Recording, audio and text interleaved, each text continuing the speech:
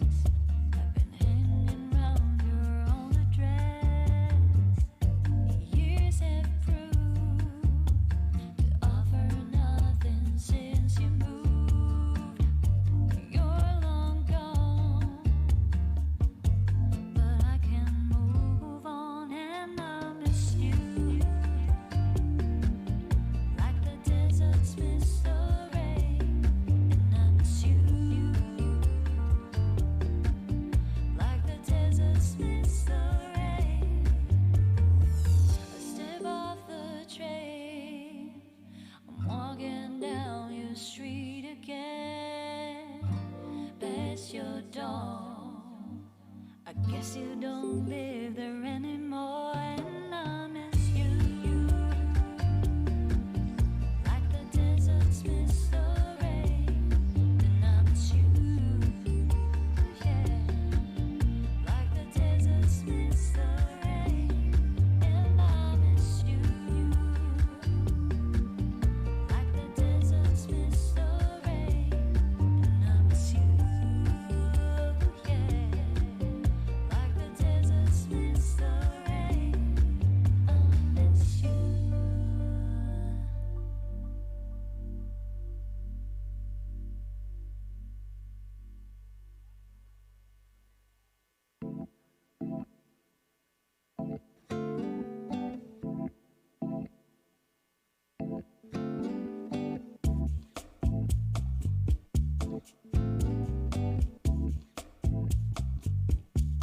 It wasn't the rain that washed away, rains out the colors over your eyes, putting the gun down on the bedside table.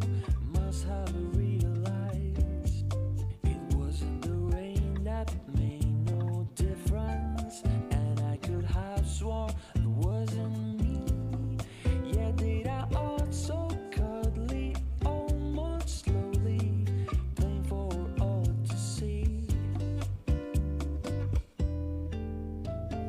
Please now, talk to me, tell me things I could find helpful. How can I stop now? There's nothing I can do.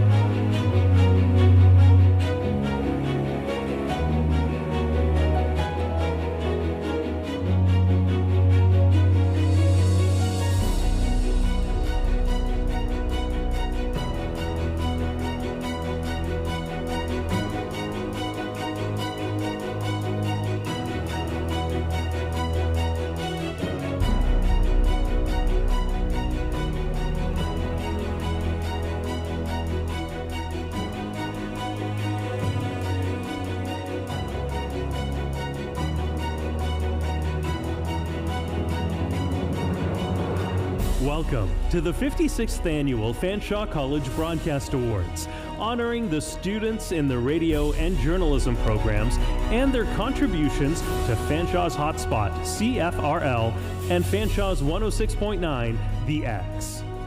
Tonight, Ontario's broadcasters, radio and journalism professors, and Fanshawe dignitaries celebrate the dedication and outstanding work of students in radio and journalism broadcasting. Now, please welcome the hosts of the 2026 Broadcast Awards. From the CTV London News team and professor in the journalism program, Rita Ismail. And from the radio graduating class of 2007 and currently morning show co-host on CFCO in Chatham and CHOK in Sarnia, Cheryl Johnstone.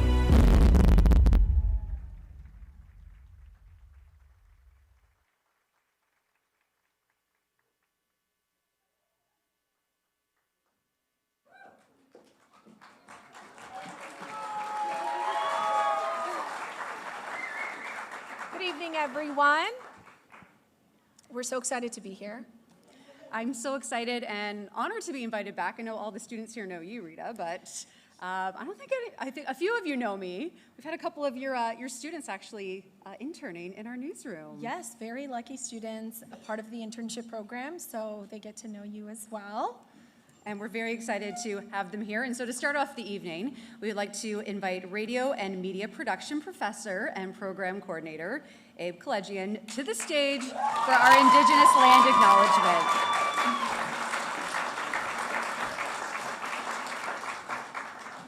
Ani Buju Sego. Before we begin this evening's celebration, I'd like to take a moment to acknowledge the land and waterways we are gathered on today. Fanshawe College is located on the traditional lands of the Anishinaabeg, Haudenosaunee, Lenape, and Attawandaron peoples. This territory is also covered by the Dish with One Spoon Wampum, an agreement that reminds all peoples who share this land to care for it responsibly and to live together in respect and balance. As we gather here today to learn and work together, it's important to recognize the deep knowledge, systems, cultural teachings, and histories that the First Nations, Métis, and Inuit peoples have carried for generations. Guided by the seven grandfather teachings, of which respect is one of them, we acknowledge that Indigenous knowledge is not simply information to be accessed or extracted. It's rooted in relationships, responsibility, and community. Respecting that knowledge also means recognizing that there are boundaries around ceremony, culture, identity, and healing. Part of reconciliation is learning how to engage with Indigenous knowledge in a good way. This calls on the teaching of humility, understanding that we are all learners and that it is our responsibility as settlers to seek knowledge with openness and care.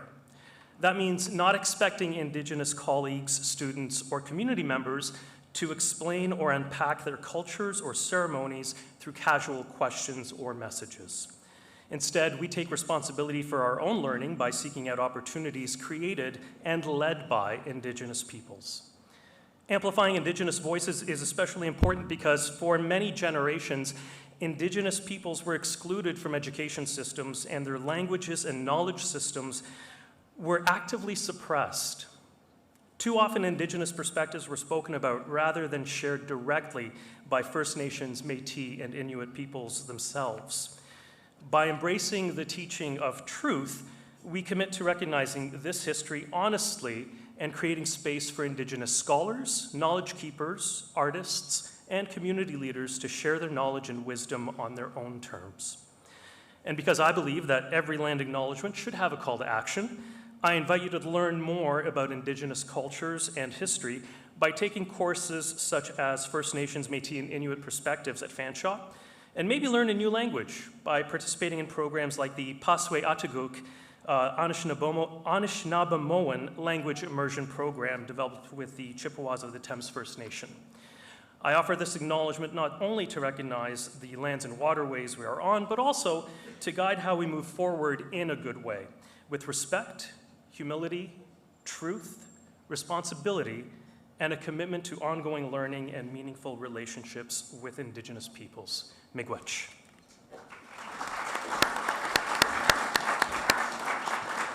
Thank you so much, Abe. That was beautifully said. All right, everybody, are we excited? Are we ready to have some fun? Oh, I don't know, Cheryl. That didn't seem excited enough. I need to hear it a little louder. No, let's get a little louder. Are you excited to be here? Yes. Okay, that's more like it. I did this last year, so thank you again for inviting me back. I must have done something right. And I'm really excited to be here this year because as I look out, I recognize so many faces, and this would have been my first year, full year teaching here at Fanshawe, and so this is a very special group for me. And as you mentioned, you've started to get to know some of them as interns out in the field, which is incredible. Now, you're likely going to be very nervous coming up here and accepting awards. I'm going to let you know, so am I, because I have my current boss, Tom McConnell, here. I have my former news director here, my former boss. I have my program coordinator. We have Gina here. We have our dean and our associate dean. So there's a lot of pressure on me. So don't worry. You can't mess up, right? No, well, no pressure. No pressure, definitely not. And for me, I mean, my boss isn't here, or my bosses aren't here, but it still is nerve-wracking because normally I'm in a studio with just my co-host looking at me, maybe a guest, and that's it. You don't see anybody else. So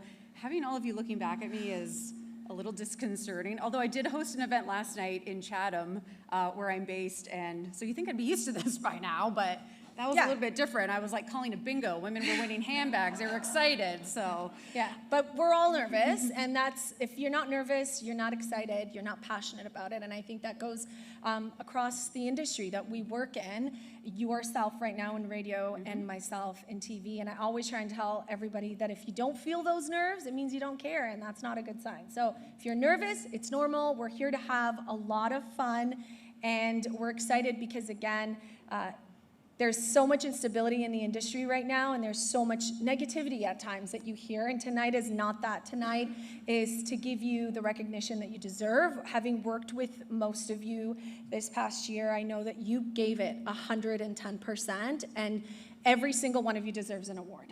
And I hope that we can also inspire you and stand up here as inspiration that you can still have a very long career in this business. You know, myself, I mean, I graduated from Fanshawe. It was like 19 years ago. I don't want to mention that, but you know, it's something that there's still opportunities out there if you look for them, and we're so excited. I mean, hearing about some of the different things, changes from the program, how it's different from when I graduated in radio, and I mean, honestly, I'm honored to be here considering it is going to be the final radio awards night. So. A little bittersweet, Lance. That's where the pressure is for me then tonight. Yeah. But again, lots of opportunities out in the career. Whatever path you decide to take, I think the education that you're getting here at Fanshawe, that you're going to be graduating with, those fundamentals and those skills are transferable. In our industry, whether it's CBC or CTV or City TV or outside of that in comms, there are so many job opportunities, and I hope to see you all out there succeeding. So without further ado, we're going to get the night started. So before we get to the formal awards portion of the night, we do have sort of a few tips in case that this happens to be your first awards banquet or maybe your first in a while. Yes.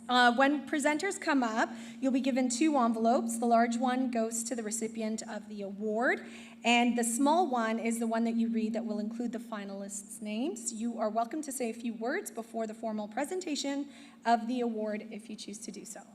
And as you read the names of the finalists, they will appear on the screens. We've got 2 of them here tonight. And when the finalists have been named, open the small sealed envelope to reveal the recipient of the award. And depending on the award that's presented, there's either going to be some walk-up music or the recipient's submitted audio will play as they approach the stage to accept the honor. And after you receive your award from the presenter, you're welcome to deliver an acceptance speech. But like the Oscars, if you go too long, we're going to start to play some music, which means wrap it up. The audio will begin to fade as you approach the mic. After your acceptance speech, you and the presenter will leave the stage to have your photographs taken to the right. Also, a reminder too, I believe the bar will be closed during the awards, but there is going to be an intermission. So get those drinks in during intermission. All right, without further ado, our first student award of the night is the Bell Media Newswriter of the Year Award. Now, compelling storytelling starts with curious and enthusiastic boots-on-the-ground reporting that keeps the focus on the people affected by the issue. This award celebrates writing that gets to the point and answers all the questions our audiences will have, and some they might not have thought of yet. It's the kind of journalism you only get by thinking critically, asking curious questions, and then taking the time to edit and revise so it's ready for publication on deadline. Presenting this award is CTV London News Director and my current manager and news director, Tom McConnell.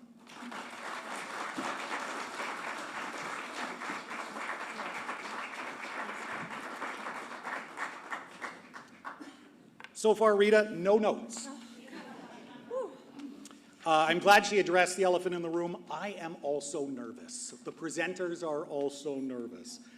Rita brought up a great point about questions, and let me quote my favorite TV philosopher, Ted Lasso. Be curious, not judgmental. This is the key to great journalism. So I asked AI what the key to good news writing was, and AI said to me, brevity, information, non-repetitive, and brevity. So on that note, the nominees for Newswriter of the Year are Josh Chen,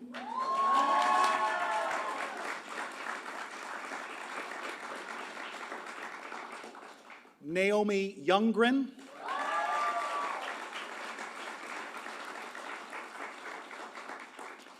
Lexi Saldana.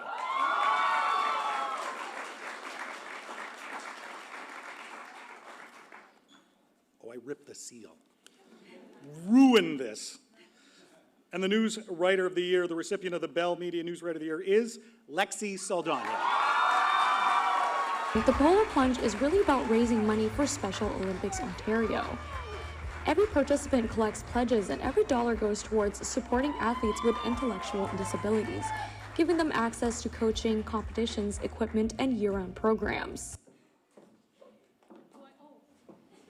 Can y'all see me? Oh, great. I'm tiptoeing a little bit. I just wanted to say thank you to my parents for supporting me throughout this entire journey, my friends, which is basically everybody in this room, my professors, of course, most especially Jen, for dealing with every single question that I have. And I would also like to thank Bell Media and the judges for this award. This means a lot to me. Thank you so much.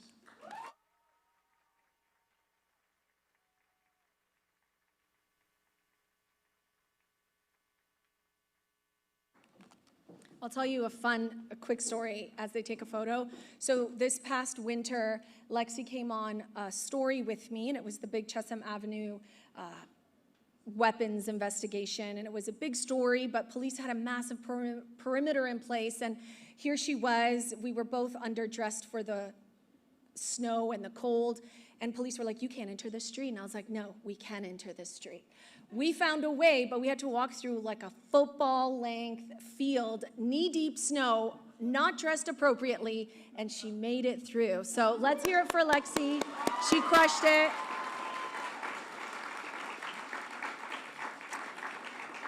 Okay, next up we have the award for the most promising audio storyteller, sponsored by the London Consumers Association of Canada. This award goes to a first-year journalism student who has already shown a strong understanding of what it takes to tell captivating audio stories by weaving thoughtful sound and engaging interviews. The category aims to reward work that signals a student's exciting potential as an emerging audio journalist. Presenting this award is someone the students know as their podcast and multimedia journalism instructor, but he's also a former executive producer at Global News Toronto, former assignment editor with CTV News, and he now has his own media consulting company, and when he's not doing all of that, he's running marathons. I'm gonna plug that in again. Simon Osler.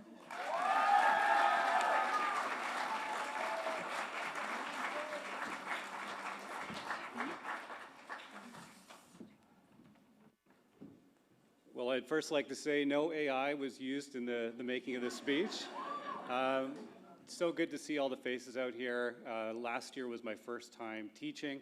I was just thinking about graduating from this program in 2005 and the opportunities it's given me. I've worked in, as Rita said, I've worked in some of Canada's biggest newsrooms, 6 in fact over the last 20 years. And I know that you are all embarking on your journalism career, or some of you coming back for your second year. So just really take in this moment and enjoy it, because it will be gone in a flash. So without further ado, I'm gonna try and not rip the envelope here. So finalists, yes. Which envelope do I open first? Small envelope, okay. I should have come to the rehearsal. Yeah. Okay, we'll get this figured out, right? Okay. Oh, I opened the wrong one. Okay, on the front? Okay.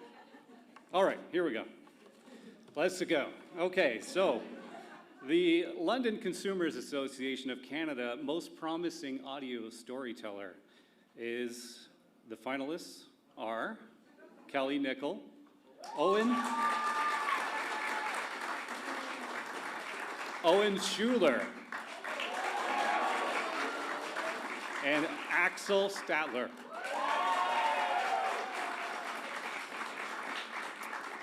And the winner is the recipient of the London Consumers Association of Canada Most Promising Audio Storyteller is Axel Statler. Are young drivers more reckless now than they were before in terms of when it comes to technology in the vehicles, or just lack of carelessness? Now, Ryan, what's your take on that? Well, you know what? I do feel like there is a lack of responsibility, and there's a lot of recklessness within young drivers. I think it comes down to they're learning the rules of the road, the physical ones, as well as social rules. 700 hours in my car from Barrie to here since September. It's worth it. Thank you.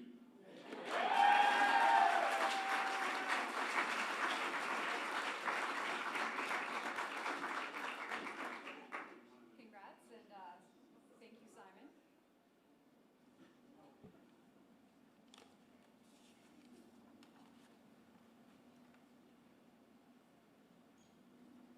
No, I don't have any fun facts since I don't teach here, but I gotta say, it's very exciting to sort of see, all this young, promising talent here. So can't wait to see some of these names that we're seeing up on the screens here tonight, in some bylines and on different radio websites maybe in the future. So now we're going to have the London Consumers Association of Canada's Award for the Most Improved Radio Student. And this award is going to be presented to a second-year radio student who has demonstrated significant academic improvement. So, presenting this award is Fanshawe Professor and Woodstock's Heart FM Program Director, Henry Hatterline.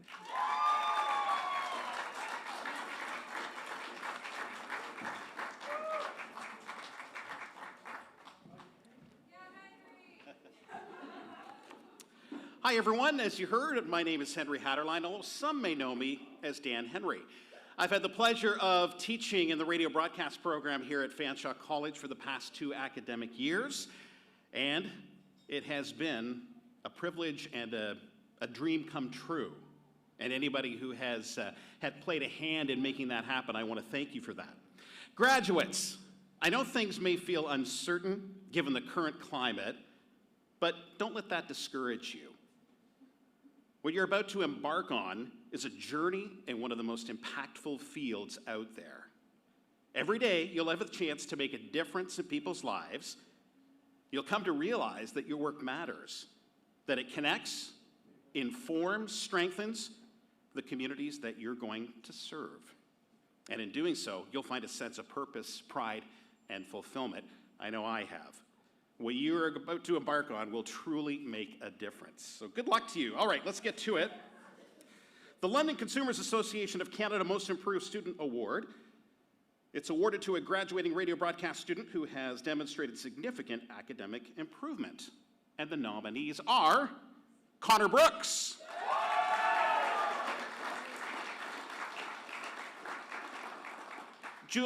Julia Seitz. I double-checked with her and Abe before, but and Ashley Williams.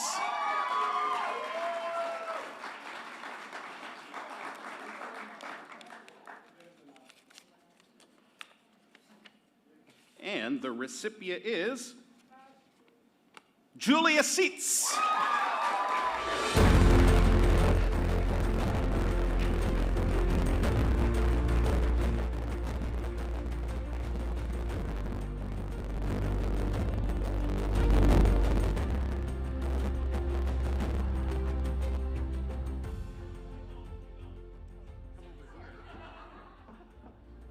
Sorry about my stomp.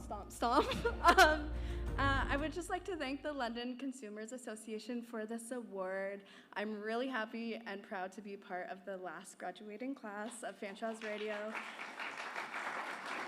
And I'm really thankful for the opportunity to have a lot of firsts on 106.9 BX.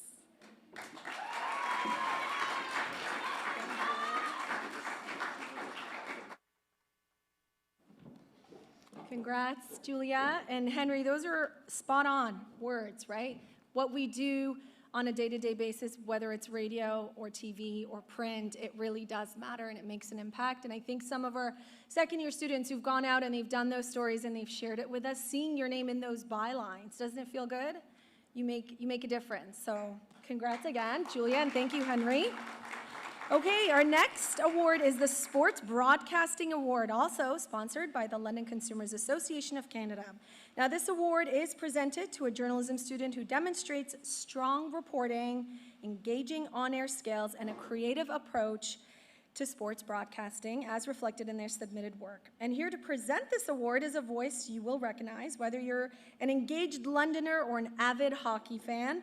He's the talk show host of AM 980's afternoon radio show and also the play-by-play voice of the London Knights. And because the Knights didn't do so well, we get the pleasure of having Mike Stubbs here tonight. Let's hear it for Mike.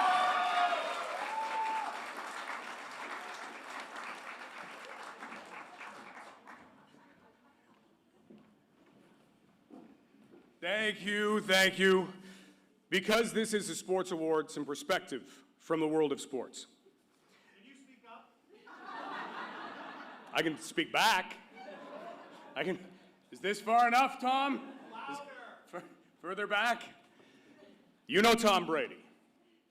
Tom Brady's won 7 Super Bowls, and you know him as being the guy who is up in the broadcast booth with the great hair and the great jawline. I don't know what they can do with, what's the stuff you stick in your face? What is the Botox? I'm not saying he has had Botox, but that jawline is sure nice. Tom Brady has won 7 Super Bowls. He's made it to the top of his mountain 7 times, more than anybody else in the Super Bowl era. But there was a time when Tom Brady was at the University of Michigan, and he was not considered the best quarterback there, the second best quarterback. He was just in a mix of quarterbacks trying to show what they had. And he was getting 2 reps of practice. And he was whining about it. And he was complaining. And he was wondering why no one was coming to him, because he knew he was good, just like you know you're good. Why is no one coming to me and giving me the chance that I deserve? And with that horrible attitude and horrible body language that he had on the sidelines, he had a head coach who said, "You got to come into my office." And Tom thought, this is great. I'm going to finally get what I deserve. I'm going to get more reps. The coach sat Tom down, wrote a name on a piece of paper, and he handed it to him. Tom said, "Does this mean I get more reps in practice?" He said, "No. You're going to go, and you're going to talk to this guy. His name's Greg. He's a sports psychologist here." So Tom went, saw Greg. Greg said, "How are things going?" "Terrible. Starting quarterback gets 25 reps, backup gets 10 reps, I get 2. I get 2 reps. How am I supposed to show what I can do with 2 reps? And the sports psychologist named Greg said, "You're going to control what you can control. You're going to take those 2 reps, and you're going to go out onto the field, and you're going to make the best of those 2 reps. You're going to become the most positive person you know.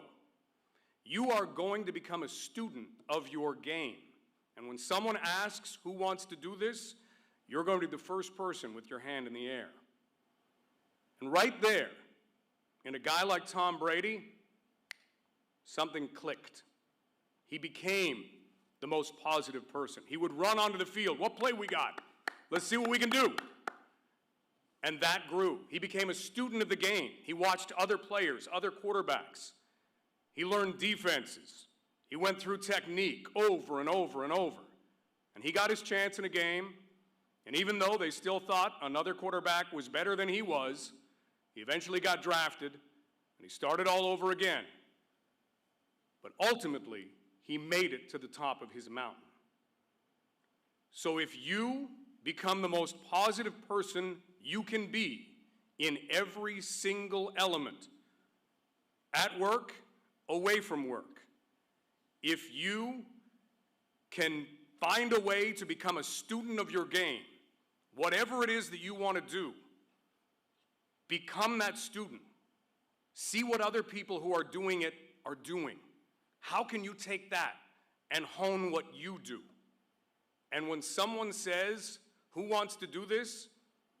be the first person to put your hand in the air, and you will give yourself every chance to get to the top of your mountain. I wish you the best of luck. It is time now to present the London Consumers Association of Canada Sports Broadcasting Award. The nominees are Eddie Brechovic,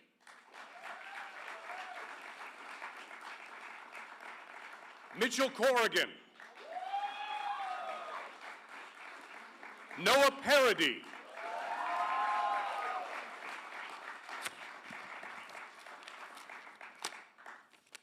is just like at the Oscars.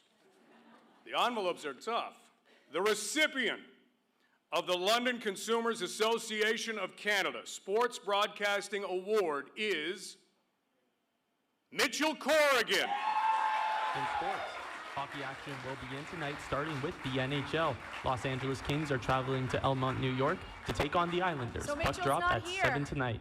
Then the Mitchell's Edmonton not Oilers here will be 'cause he's taking a out there trip to working St. already. Louis to It's battle the okay. Blues We're still with so Game excited 7 and for proud 8 of p.m. him. Let's hear it again for Mitchell. Thank you, Mike. If you're all wondering again why Mike, with that voice and that speech, wasn't asked to MC, it's because he had other priorities, okay? And then they fell through. So now he's a guest and not an MC tonight. But thank you for that incredible speech. Don't you just want to have him on like a speed dial so that he can encourage you all the time? I'm calling you up now if I'm having a bad day. Just saying. As I say, we're ready to run through a wall now. I don't know about I know. you. Our next award is for Radio Producer of the Year, and it's the producers who really create radio magic through sound. This award is presented to a second-year radio broadcast student who has demonstrated a strong willingness to learn and the ability to take on many different aspects of audio production. And it's sponsored by Bell Media. So back to present this award is CTV London's news director, who we didn't mention before, but is also a former Bell radio talk show host in the St. Catharines and London markets, still Rita's manager, Tom McConnell.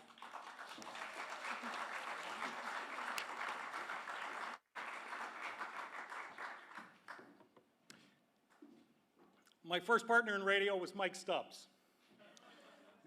True story. 25 years later, when we get together and have a beer or two, we are by far the loudest people in the bar. We have a room to ourselves. This is our normal volume. We are just the two loudest people in the building. And sometimes you get lucky with who you partner with off the top. I had a very unconventional route to where I am today. So how I got into media is deemed now illegal. I volunteered at the station that I work for. It was just after Anne-Marie DeSico Best was at CJBK. I went in and was the weekend sports board operator when we had a thing, live bodies on a Saturday night at 10 o'clock, and I was operating the board. And the first sports update I did it with a guy named Mike English, and he worked at Sportsnet, and he was like, well, why don't you do the update? I'm like, sure, great, no problem, I'll do it. So I turn it on, tonight's game, the Leafs lose, blah, blah, blah, and 1 minute later you're done. And I go, how was that? He goes, it was good, it was good. Sounded like you were shouting from across the room, though. I turned on that mic, not this mic, but luckily I was loud enough that it still carried through. Radio Producer of the Year. I started as a producer.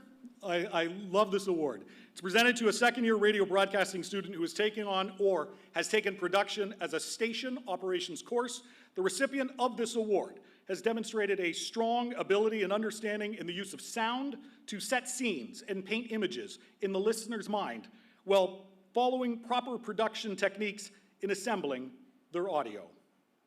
The finalists are Ben Maiolino,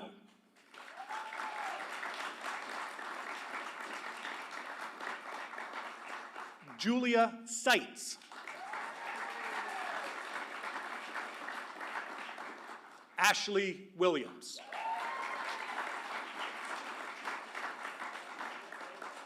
carefully opening the envelope so as not to rip it. The recipient of the Bell Media Radio Producer of the Year Award is Ashley Williams. I love radio. It helps me have sweet dreams. I listen to it during my 9 to 5. The music makes me want to dance with somebody or groove tonight. Sometimes the songs make me want to turn up the speakers and... I want to say thank you to Bell Media for presenting me with this award. Production is something I never thought I would be doing, but thank you to Abe for encouraging me. Like, my favorite parts of production was the creative pieces we've done because they made you giggle. That was the highlight of my days. So I'm really excited, and production is something I definitely want to like carry on because it is actually very interesting. So thank you so much for this award.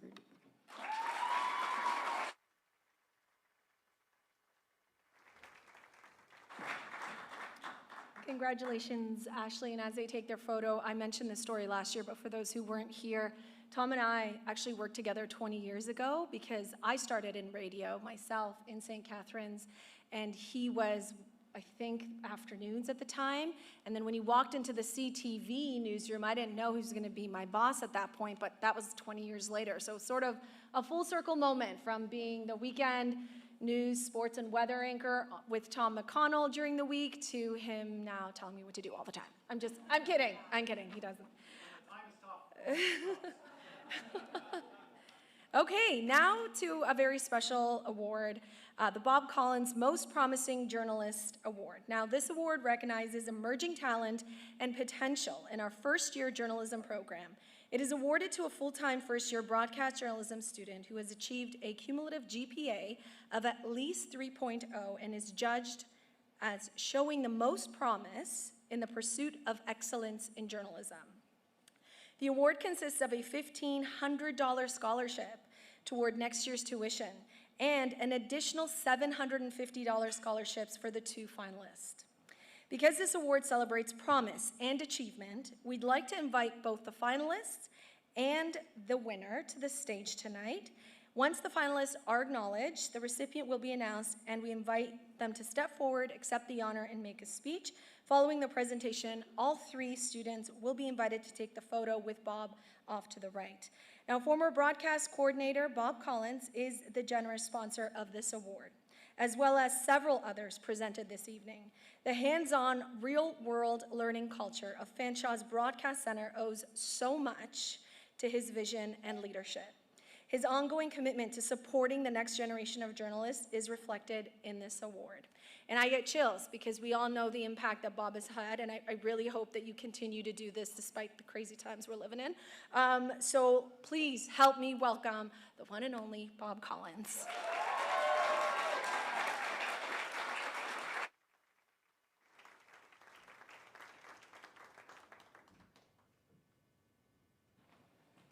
Chills, you say. Well, thank you. It's great to see everyone here and such supporters, parents, family, and friends that have come out to help. And at the bar, I overheard a discussion, that Fanshawe College is being challenged today. And I'm sure you've heard about the governments and creating challenges for educational institutions like Fanshawe College. I promise I won't rant.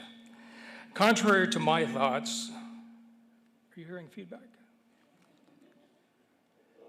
Audio?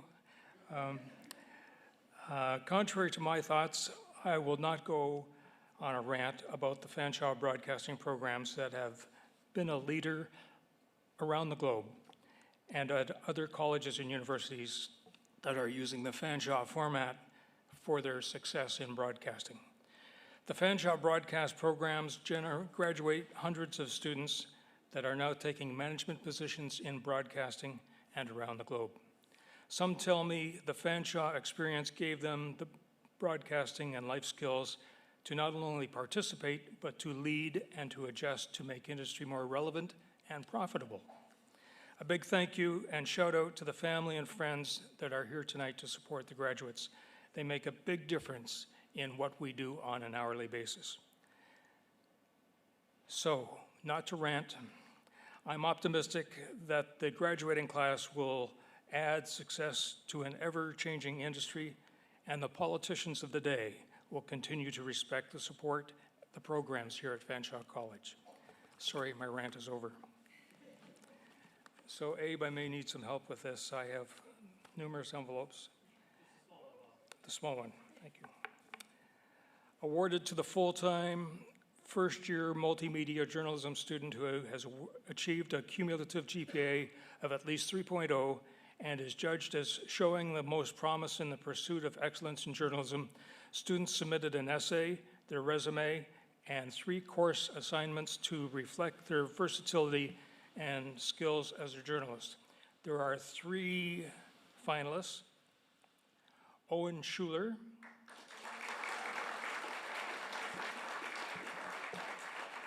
and Curtis Stockman, and Daniel Fuss. Gentlemen, if you join me up here.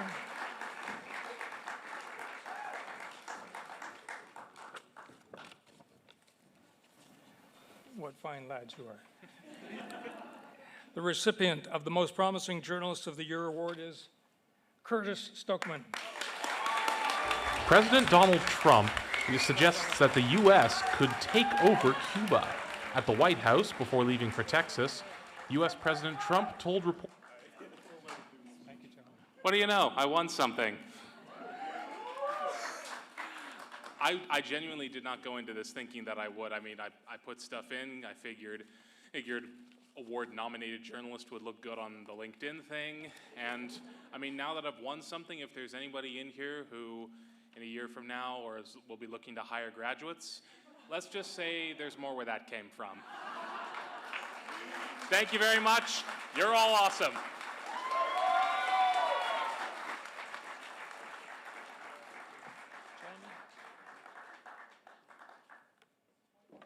I think that's it for me now. Do you want to take these over to give to them? And this one. There you go. Okay, that's mine. Is that yours?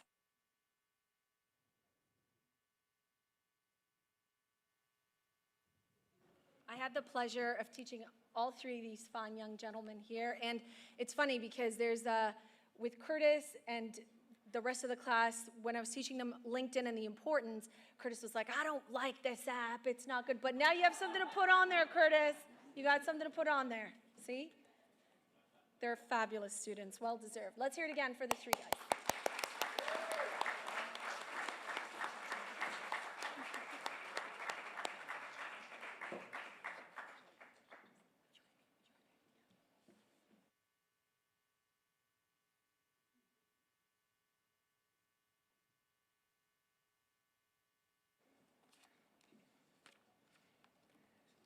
So our next award is the Jared Dockstator Memorial Award. And I believe Jared, I think he was like in his 2nd year when I was in my 1st year here at Fanshawe, I believe. It's a name I recognize. When I came here to Fanshawe, I was in this joint program through Western called the MTP program. Unfortunately, they got rid of that a few years ago, too. It was great. You could pick different streams. You could do journalism, you could do radio, you could do, I believe, behind-the-scenes TV production, and I believe graphic design was the 4th one. And it was a really unique program. It was very hectic. Looking back, I don't know how I managed all of it. I also did track and field at Western at the same time, so I don't know what I was thinking, but I had a lot more energy in my 20s, I'll say that much. So now the Jared Dockstator Memorial Award. Now this is presented to a radio broadcasting student who has shared their passion for the radio industry through a voice recording. And presenting this award is longtime broadcast radio professor and coordinator, Abe Kalejian.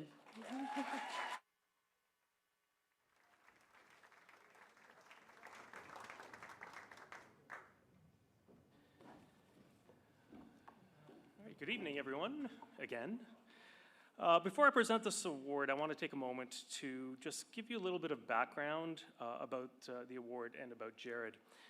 The award was has been given out rather, to a student who was in pre-media up until this year, and it was given out to a student that was going to continue in the radio program after they finished pre-media. And since that can't happen now, we have kind of shifted the award to a 2nd-year student. Jared was one of my students, and it's fair to say we didn't always see eye to eye. I'm not saying we came to blows, potentially verbal blows, but it was a contentious couple of years. We did challenge each other, and that's healthy. That's really healthy, as long as there's respect, and there was always respect. We butted heads a lot, but there was always mutual respect and a shared understanding that we both cared very much about what it was that we were doing. Jared was very passionate about broadcasting, about radio, music, and finding his own voice.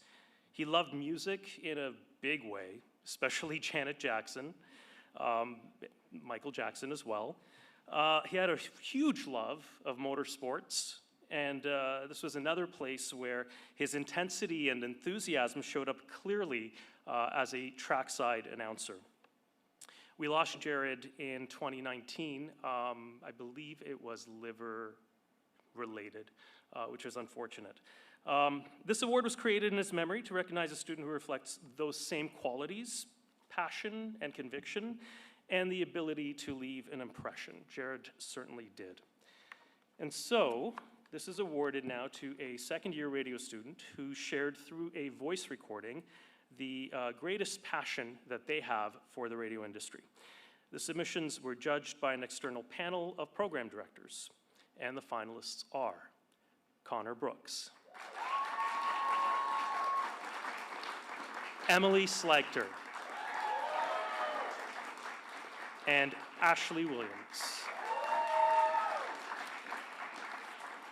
The recipient of the Jared Dockstator Memorial Award is, as he looks at the card as though he doesn't know who the recipient actually is, Connor Brooks. I love this medium because it's like curiosity and creativity unrolling in real time. It's storytelling, problem solving, and yes, a little bit of chaos all at once.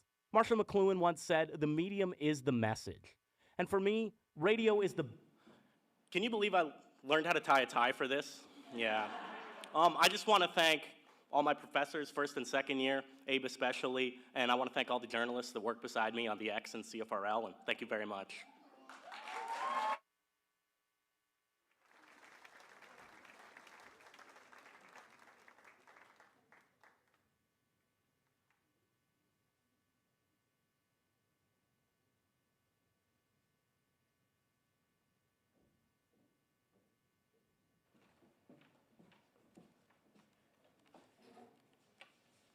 Okay, we have 2 more before intermission. So, remember, the bar will be open during that intermission, and then it'll be closed right after. So you have about 15 minutes.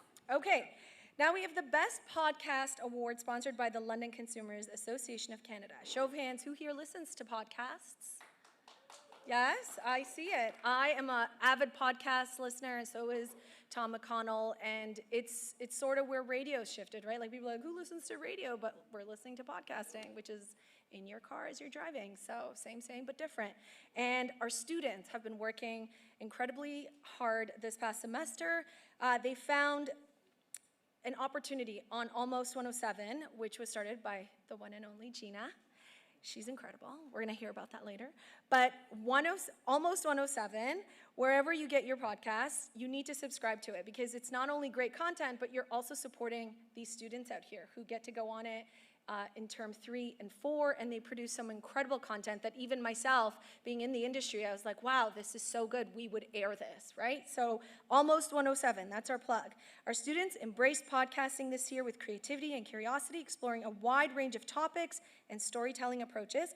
This award goes to a graduating journalism multimedia student who exemplifies excellence as a podcast host and or producer. And back to present this award is one of our podcast profs, Simon Osler.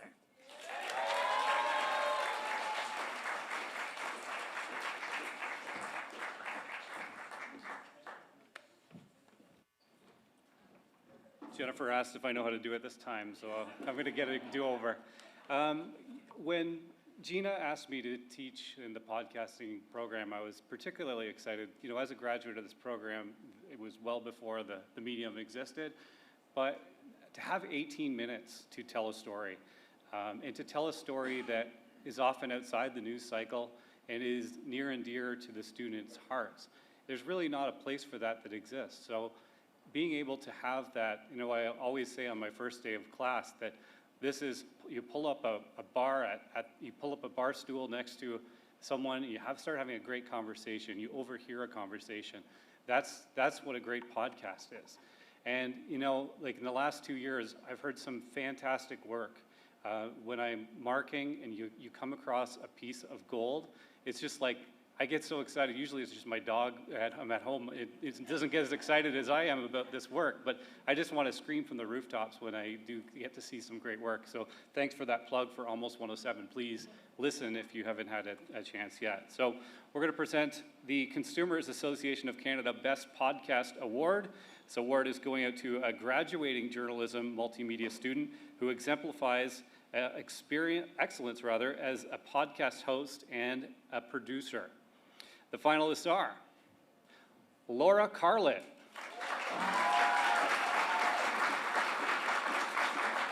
Adam Duffy, and Margaret Laver.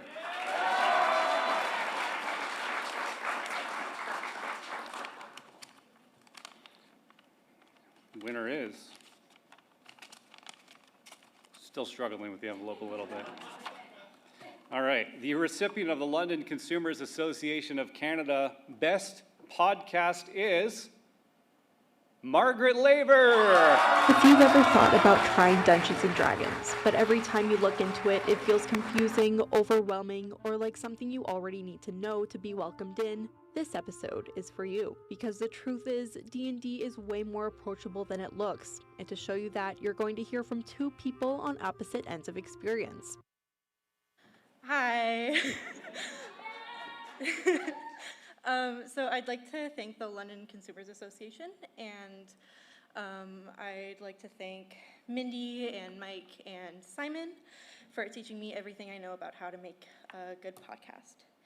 And podcasting has been by far the most fun, rewarding thing that I've done in this program. I got to talk about D&D and My Chemical Romance. Like, it's so fun. I love it. And for first years going into this next year, have the most fun you can with it, because it's great. Thank you.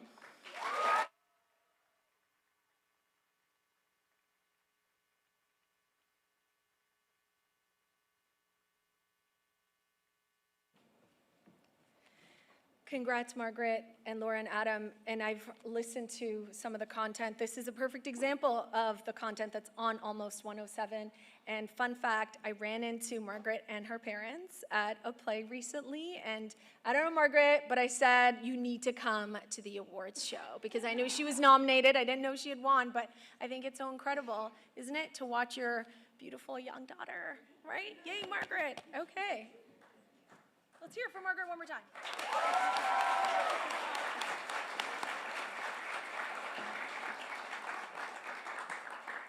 So now we have the Bob Collins Most Promising Radio Student Award. Now, Bob's contributions and commitment to Fanshawe and its broadcast students have stretched across more than 4 decades. The recipient of this award has demonstrated a commitment to a career in radio, as well as initiative and a positive attitude in the classroom. So like in Bob's other categories, the recipient is going to receive a cash award to help with their career aspirations, and so will the 2 other finalists. So once again, we'd like to invite all the finalists, once their names are announced, to join us up on stage here. And once the finalists are acknowledged, the recipient will be announced, and they'll be invited to step forward to accept and give a short speech. And then, of course, we'll do the photographs afterwards. So please welcome back to the stage the sponsor of this award, Bob Collins.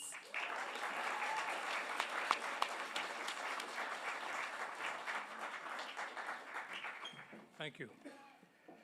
Awarded to the top 3 radio students who have demonstrated a commitment to a career in radio and have demonstrated initiative and a positive attitude in the classroom and the broadcast center. Congratulations to our finalists, Cam McLaren,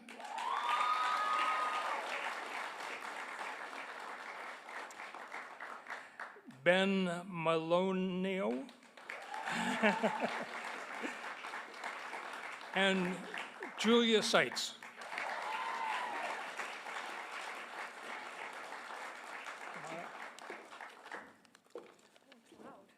It is loud. but they're a friendly crowd. All here. And the recipient of the most promising student is Cam McLaren.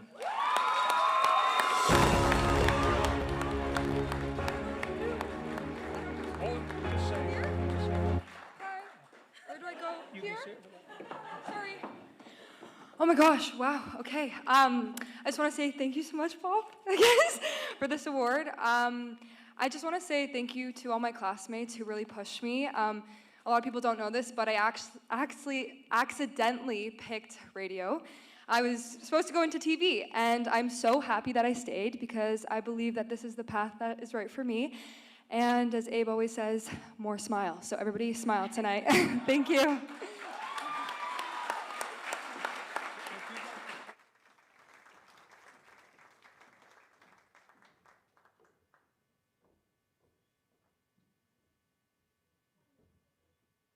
One more. Just gonna get you in another photo, Oh. if you don't mind. Thank you.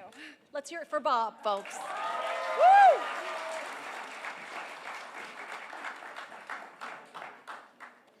I lied to you when I said there was two. This is the last one, I'm so sorry. So there was three, this is it. And then we take a break, I promise. Let's hear it one more time for our finalists and our award winner.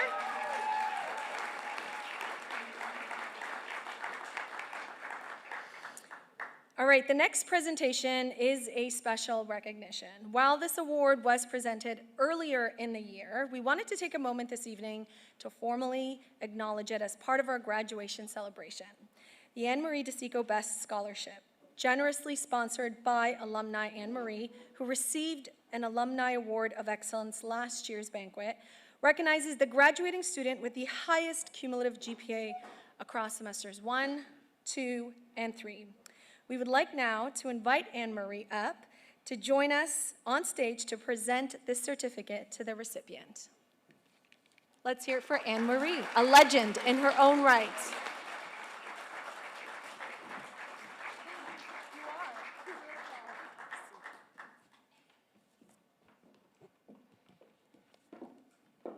Good evening, everyone. Thank you again for inviting me back. It's an honor to be here and to present this award. I echo many of the comments that have been mentioned already, but I just wanted to say a couple real quick things.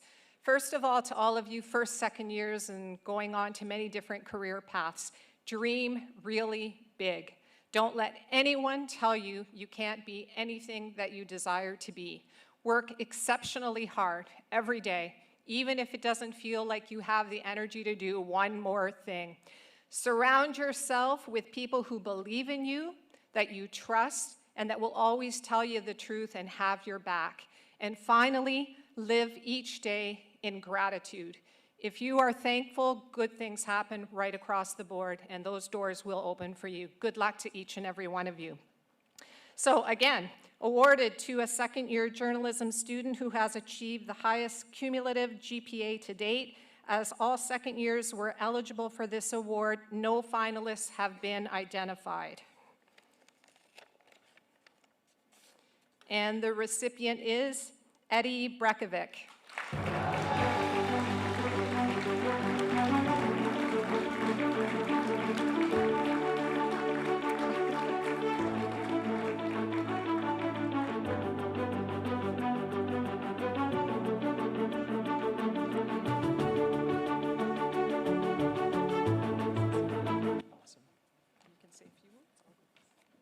I'm happy, guys. Are you happy?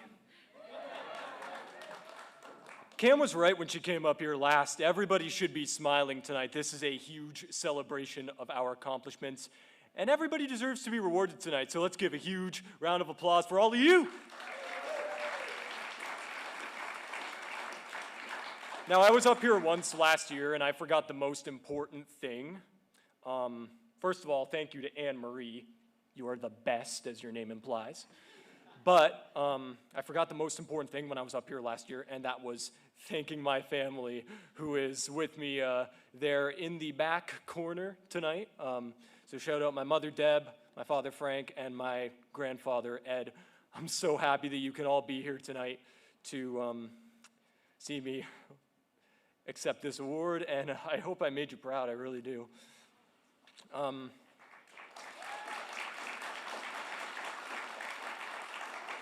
sure all of you are going to go on to long, illustrious, and successful careers. And for the first years, soon to be second years, you're going to do great. Thank you.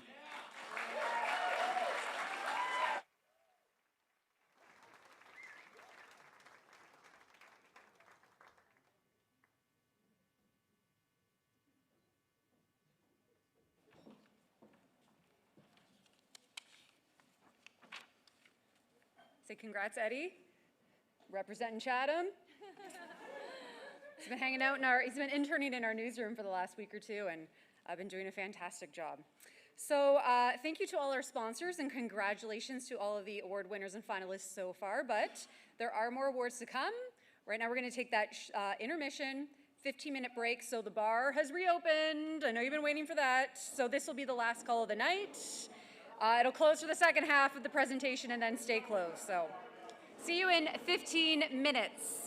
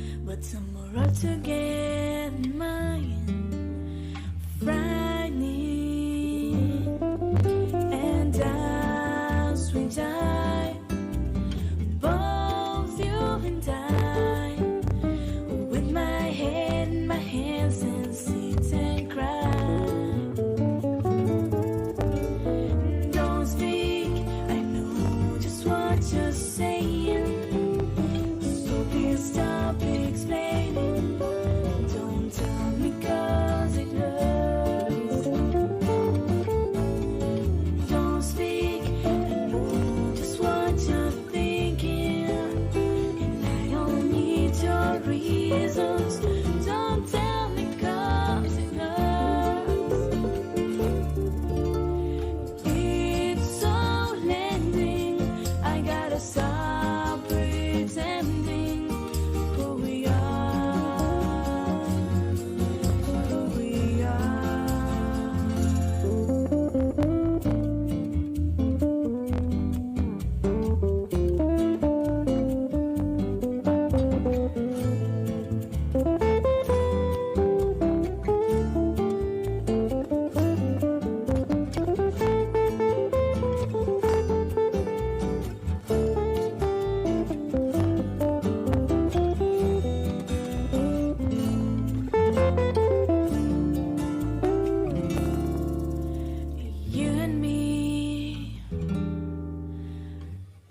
can see he's dying. I weep.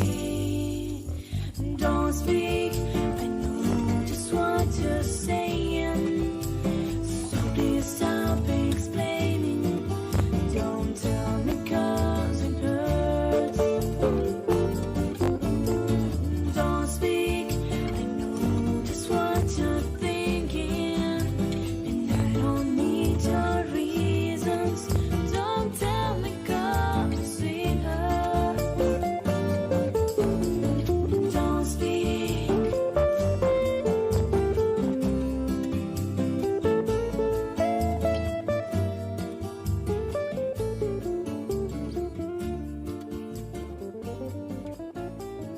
Don't speak.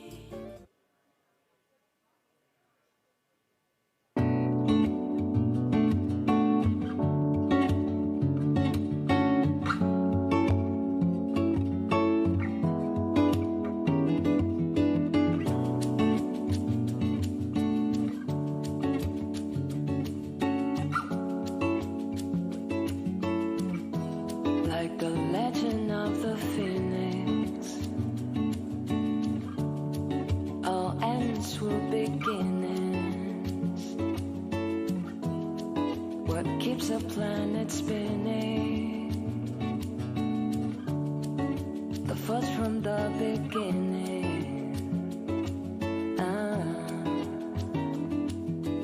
We've come too far to give up who we are. So let's raise our bar and our cards to the stars. She's up all night to the sun. I'm up all night to get some. She's up all night for good fun. I'm up all night to get lucky. We're up all night to the sun. We're up all night to get some.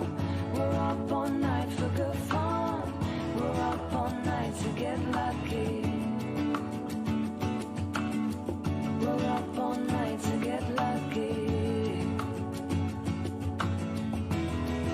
The present has no rhythm.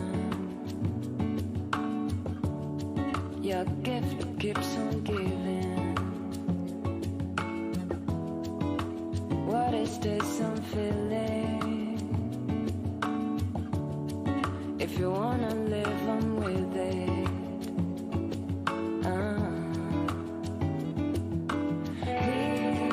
We've come too far to give up who we are. So let's raise our bar and our cards to the stars. She's up all night to the sun.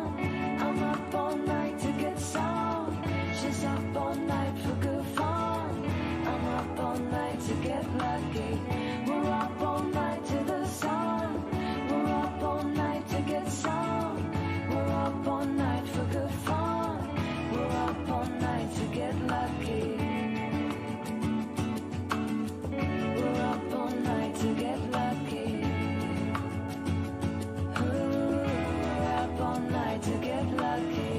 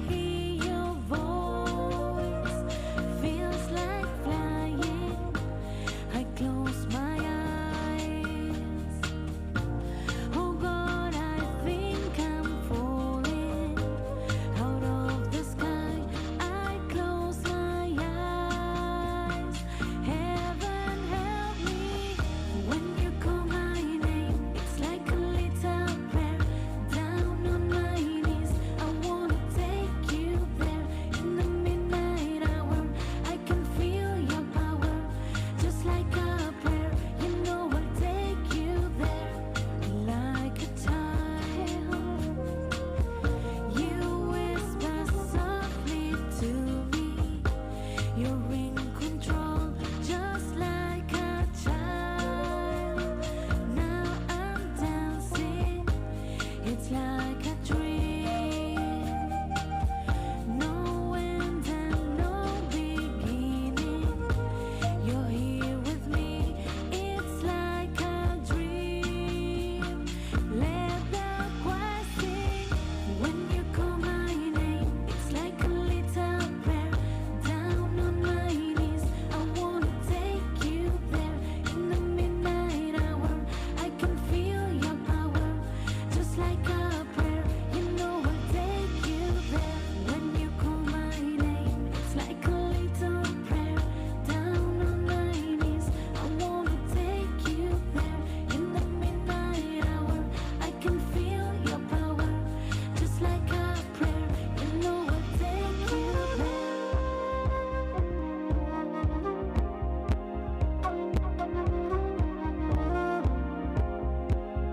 just like a prayer. Your voice can take me there, just like the news to me. You are a mystery, just like a dream. You are not what you seem, just like a prayer. No choice, your voice can take me there, just like a prayer. I'll take you there. It's like a dream to me, just like a prayer. I'll take you there. It's like a dream to me, just like a prayer.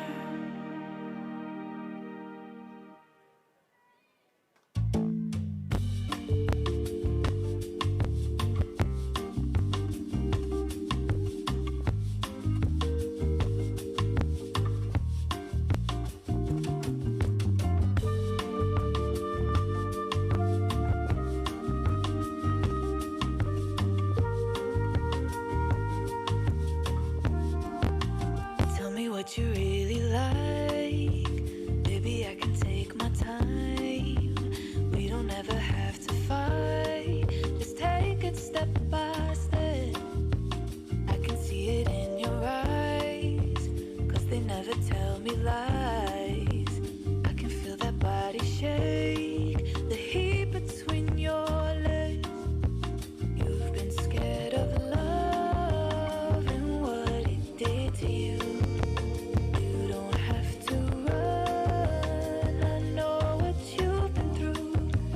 Just a simple touch and it can set you free. We don't have to rush when you're alone with me. I feel it coming, I feel it coming, baby. I feel it coming, I feel it coming, baby. I feel it coming, I feel it coming, baby. I feel it coming, I feel it coming. You are not the single type, so baby, it's the perfect time. I'm just trying to get you high and faded off this love. You don't need a lonely night, baby, I can make it right. You just got to let me try to give you what you want.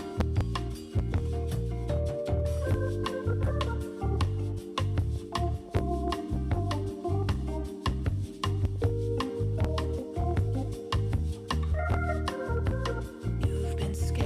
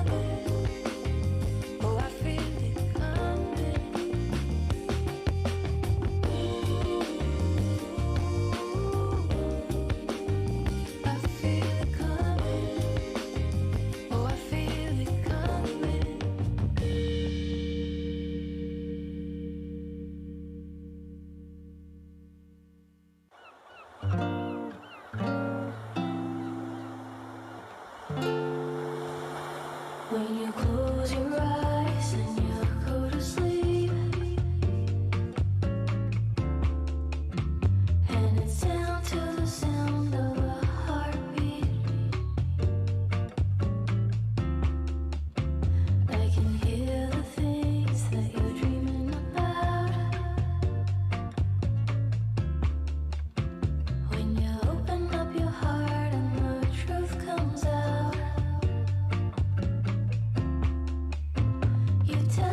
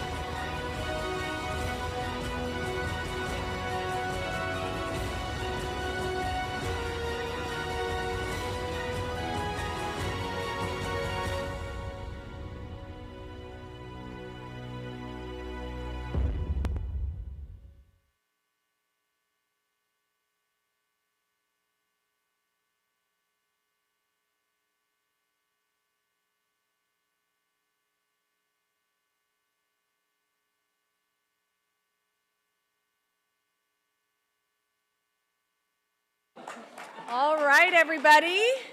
I hope you got a chance to grab your drink. The bar is now closed. And just before we start the second half, a reminder, please drink responsibly. Take an Uber. If you need a ride, I can give you one.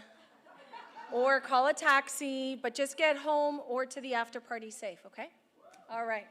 Okay, let's continue this incredible night honoring our students in the Broadcasting, Radio, and Media Production program and the Journalism Multimedia program. So we are going to start back with the Peter Garland Defeat Duchesne Canada Community Involvement Award. So this award honors the legacy of the organization that was originally known as Jesse's Journey. And the foundation has raised over $16 million for research projects around the world. So Peter Garland was a longtime morning show host in London who has given his time to many community causes, including this one. And he gives back to a student each year with this award sponsorship. So the presenter of this award, though, is someone who has given her time to numerous charities through her long radio career and has been an invaluable asset to our program with the radio program teaching team. So it's radio professor Lee Robert.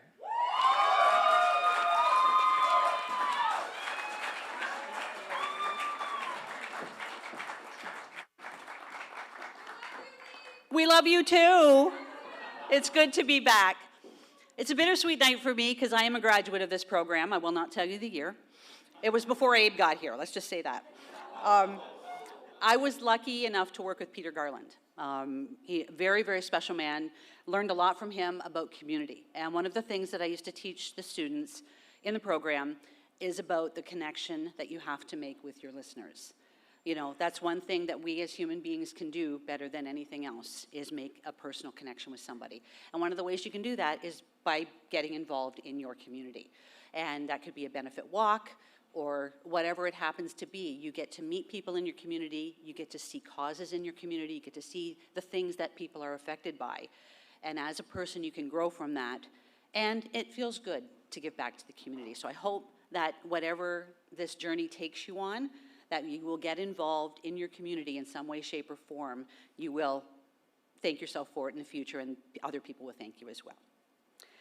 And on with that, this award, the Peter Garland Defeat Duchesne Canada Community Involvement Award, is presented to a graduating radio broadcasting student who has achieved a minimum cumulative GPA of 3.0 and has demonstrated an outstanding commitment to volunteering and community service in the classroom and a keen interest in the program through active participation in all classes.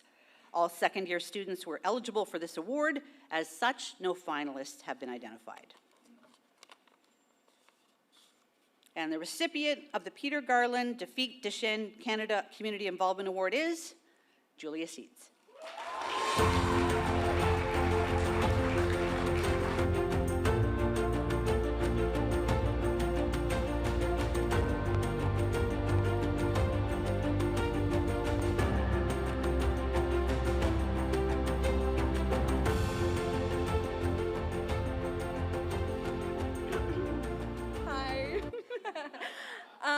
First of all, I would like to thank the Peter Garland Defeat Duchesne Canada for this award. I will say it was fun to fight for the X when it was very unknown, starting a petition, doing a lot of research about the history, writing an expose about the history of the X was a lot of fun, and getting involved, talking to the journalism students about it, getting them to sign the petition as well. Reaching out to industry connections was fun as well.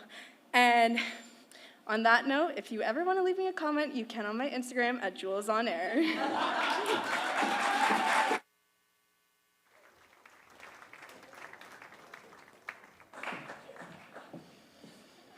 It's now time for the Digital Journalism Award. This award was established by a longtime broadcast journalist turned professor who poured her heart and soul into the broadcast journalism program. She helped shape it into the multi-platform media landscape. She developed the Almost 107 podcast and curriculum, and she has played a pivotal role in the program's success. Her encouragement, high standards, and guidance continue to resonate with graduating students. Oftentimes, I'm told, I don't know about our professor table, but Gina said. Now, Gina's commitment to student success remains strong. She is now the president of the Radio Television Digital News Foundation, which supports journalism students through scholarships. Please help me in welcoming Gina Lawrence.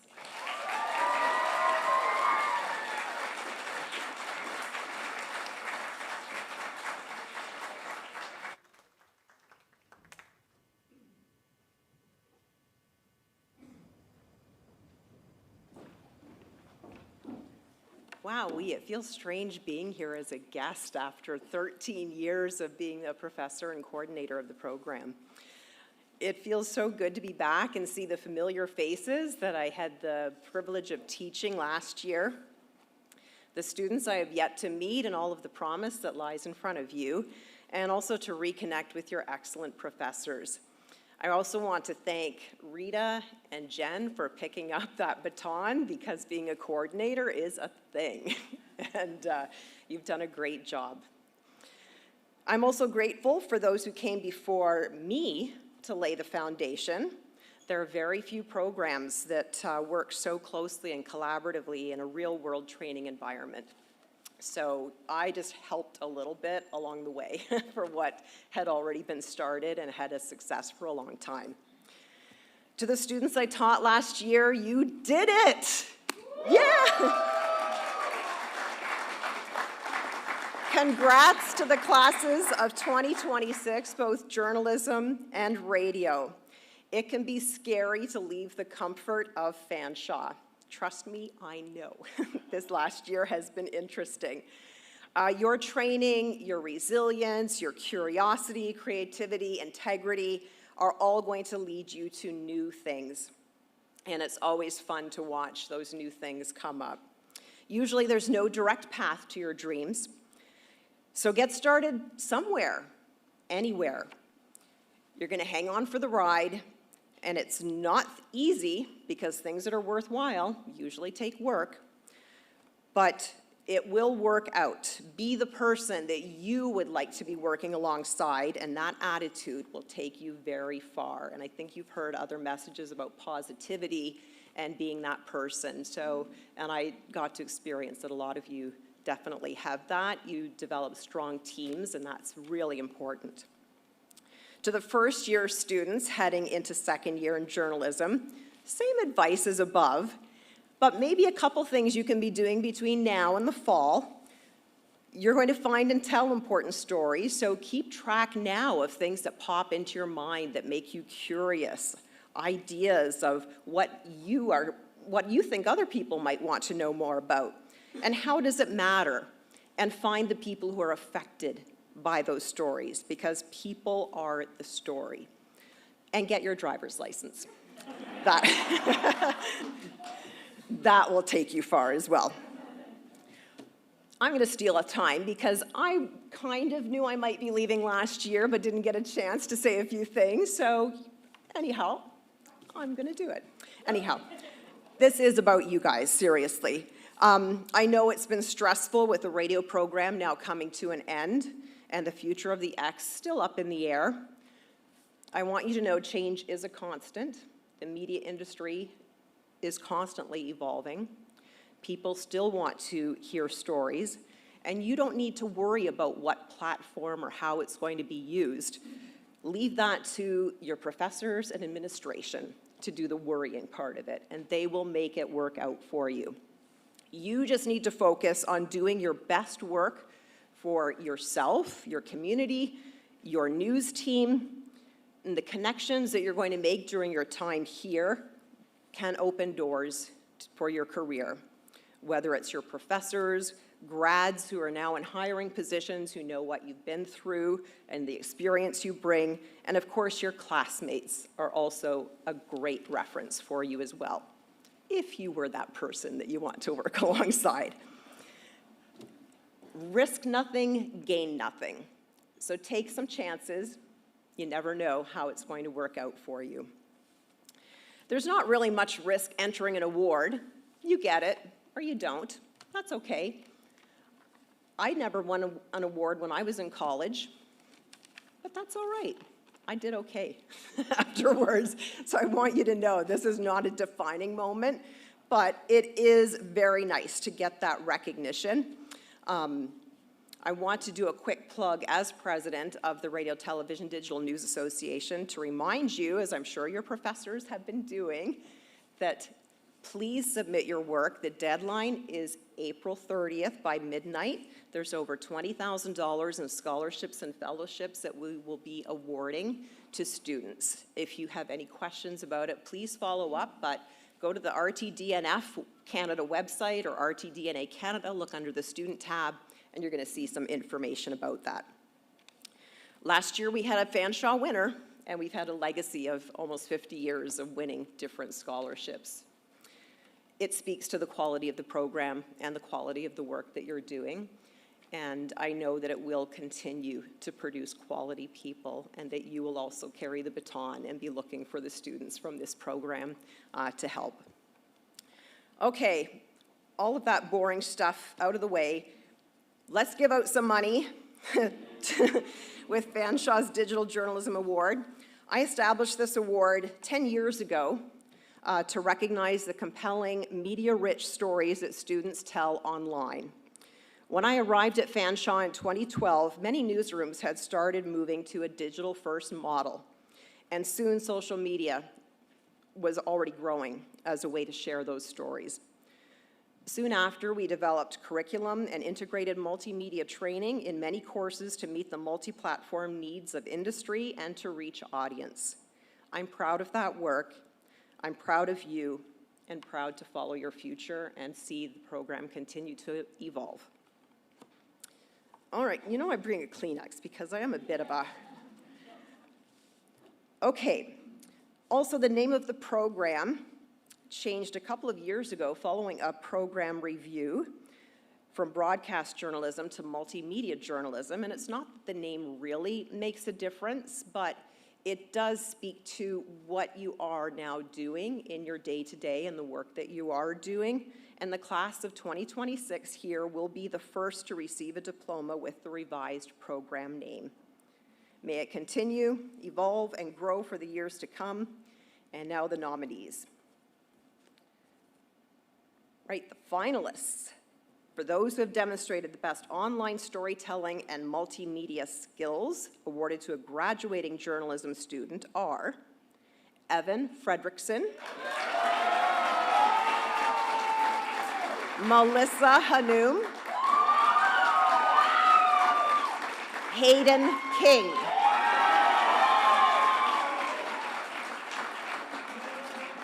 Woo, this is exciting. The recipient of the Digital Journalism Award is Hayden King. The Pennsylvania District Attorney's Office has withdrawn a felony aggravated assault charge against McKenna and will proceed instead with a misdemeanor simple assault charge, citing insufficient evidence to support the felony count. We'll have more details in sports with Finn Dermo at 4 o'clock. It's very intimidating standing up on the stage. First, I kind of want to say thank you, of course, to Gina for being such a great mentor, professor, everything in that whole scope. Waking up at 8 o'clock in the morning for news writing class was one that I look forward to. Obviously, I'd like to say a big thank you to our class, the graduating class of 26, all of you. We're going to move on to do great things. I want to say thank you to my family as well for pushing me to achieve excellence. And yeah, I feel like I've done that. Done my fair share. Done my fair share. Thank you, everybody.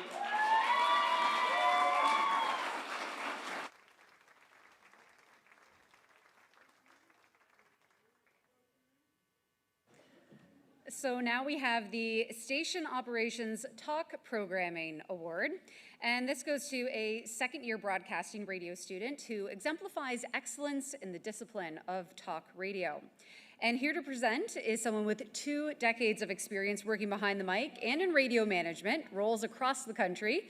She got her start in radio after studying right here at Fanshawe in the radio and journalism programs. And now she's the content director at Rogers. And you can sometimes hear her on Jack 102.3. Please welcome Fanshawe radio professor, Barb Jelly.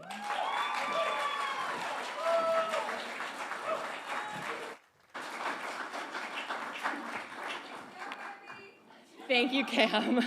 I've been trained to give the best 45 seconds I can, so I'm going to do my best. But this looks like 26 seconds of script. So being a grad of Fanshawe, both radio and journalism, I can say that it is pretty awesome to be in a boardroom and go, oh, you went to Fanshawe too? Oh, you went to Fanshawe too? And to work with people across the country, be proud of where you came from, speak it loud, and congratulations on getting through it all, my lovely radio graduates. Okay, here we go. Station Operations Talk Programming Award is awarded to a second-year radio student who exemplifies excellence in the discipline of talk radio. Students submitted the best 3 minutes of a chosen talk show podcast, which was then reviewed by an external panel of judges. And the finalists are Alyssa Crosskop, Julia Seitz, and Ashley Williams. And the winner is Alyssa! Hey, welcome back to the Extraordinary Podcast on Fanshawe's 106.9 The X. I'm Alyssa, and before the break, I was talking about fan fiction, why people like to read fan fiction, where you can find fan fiction. Hi, oh my goodness, there's so many looking at me. This is kind of scary. I just wanted to say thank you to all of my professors for their support, specifically Barb for my station operation. I would also like to say a big thank you to my family, who I don't know where the camera is, but I know you're watching, for always being proud of me and always telling me how, even though I doubt myself, you're still proud of me. So, I made you proud, I guess, hopefully. Anyways, thank you so much.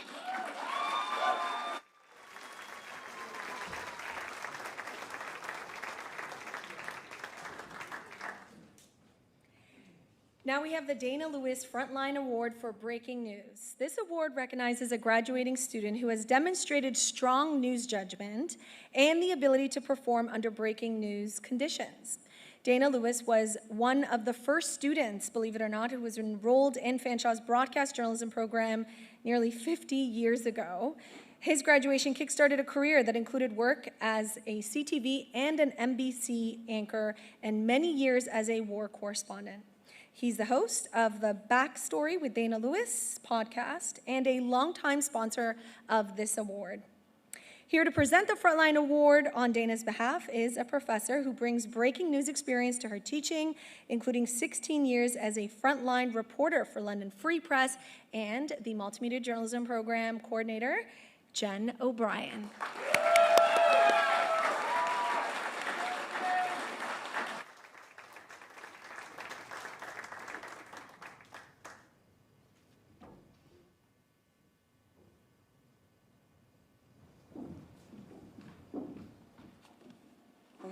Hi, it is nerve-wracking up here. I wore contacts so I didn't have to wear glasses, but I can't read, so now I'm like, I can't see you or I can't see the paper. I was gonna say something really inspiring about Tom Brady, but Mike took that first. So yeah, I've only been here really working with this program for a few months, but already I think the students that I've been working with know that I think journalism is the best gig going. I think it's so much fun. It's a ticket to adventure. It's a free ticket to go places that you would never go otherwise and talk to people you would probably never talk to otherwise, right? You have a ticket. You can ask questions. You can go places. You can do whatever you want and find your stories. I'm really excited to see so much excitement in the journalism program and the radio program. I see so many great personalities out here today. It's awesome. I also didn't win an award when I was in journalism school, but I'm doing great too. So don't worry. We wish you could all get an award. Frontline journalism, we talk about that ticket to adventure. To me, it's like the best part, right? You're running out to a scene as it's unfolding. You're getting to ask questions before anybody else. You're getting to look around to see what's happening and verify and make sure that you have the information right before you can turn around and be the first person to tell everybody. It's really exciting, it's interesting, it's important, and it's scary sometimes. It's scary to like jump up and go somewhere when you have no information to go on. So I was really excited to see a lot of the journalism graduates doing that. Like we'd hear a fire and people would go. Some people take a bus somewhere or take an Uber or go to court when they haven't been to court before. It was really, really happy to see you saying yes to things. I think you will go far by saying yes. Is that all I wanted to say? Yeah, I just think it's awesome. And I'm excited to talk about the finalists. This award is given to a journalism student in any level of study who demonstrates the best storytelling skills from a breaking news story from their submission. The finalists are Hayden King,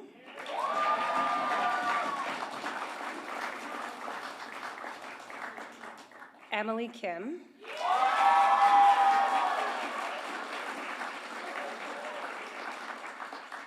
and Daniel Monroy Torres.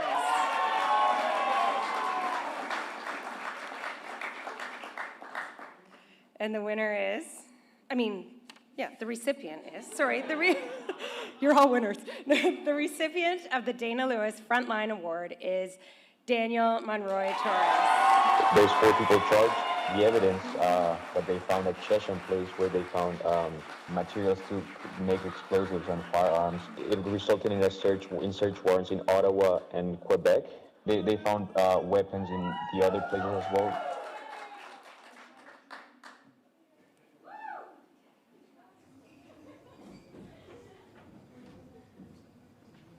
Over here, right?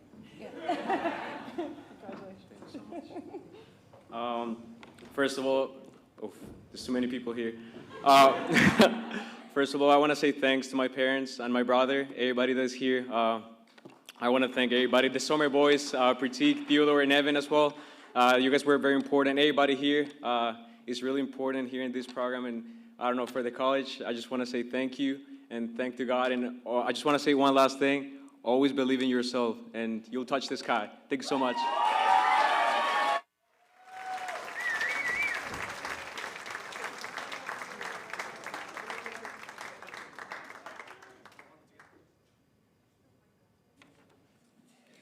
So now we turn to the Most Improved Performer of the Year.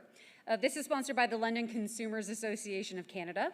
And this award will be presented to a second-year radio student who has demonstrated significant improvement in station operations or practical work through hands-on classes. So to present this award once again, we welcome up Abe.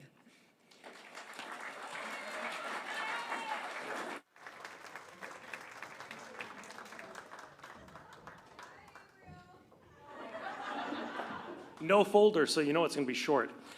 Plus, I'm saving my time for the last award. Awarded to a second-year student who has demonstrated significant improvement in station operations or practical work through hands-on classes. Students were asked to submit an essay outlining noticeable improvement, strengthened technical skills, and reflection on areas needing growth, among a few other points. And our finalists are Alyssa Krauskopf, Julia Seitz, and Emily Slagter. Simon, I put extra glue on your envelopes. Yeah. First of all, I want to say that I am super proud of all 7 of you because you've all worked so hard this year. I am especially proud of the recipient of this award, Emily Slagter.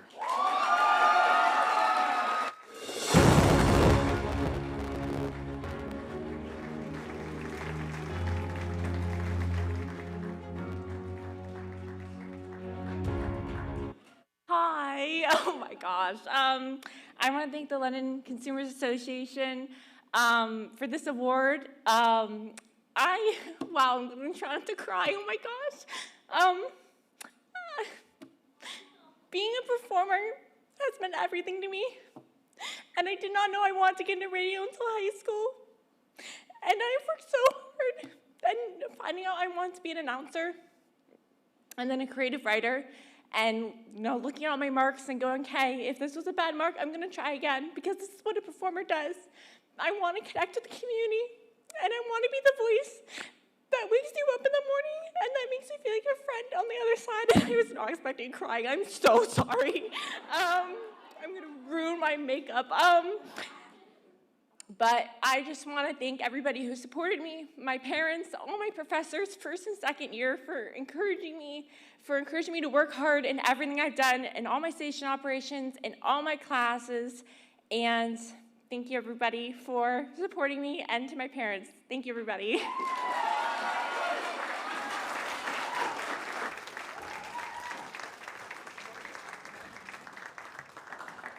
Congratulations, Emily. Now our next award is the London Consumers Association of Canada's Most Promising Newscaster Award. This award is given to a first-year journalism student, judged as showing the best newscasting abilities. Here to present the award is an experienced on-air personality, newscaster, voiceover artist, and skilled audio producer who has been sharing her expertise here at Fanshawe College with the students for more than 2 decades. Please help me welcome Professor Mindy Williamson.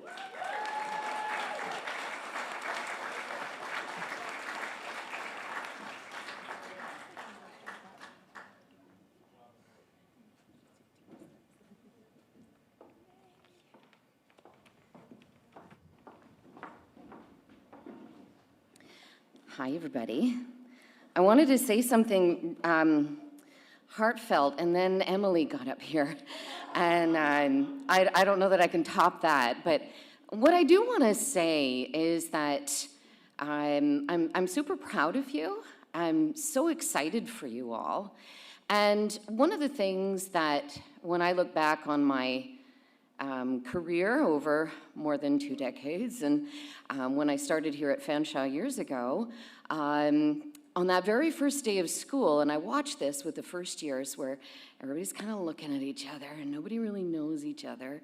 And one of the things that you will carry through your career, and I can attest to this because I graduated in 1990 and I'm still friends with people who were in my class.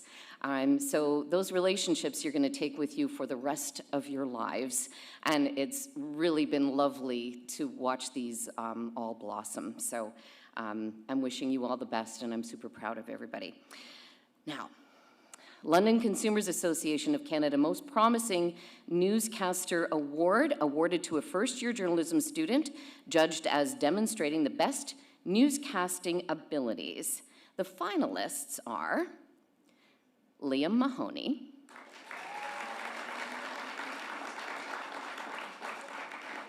Owen Schuler, and Curtis Stockman.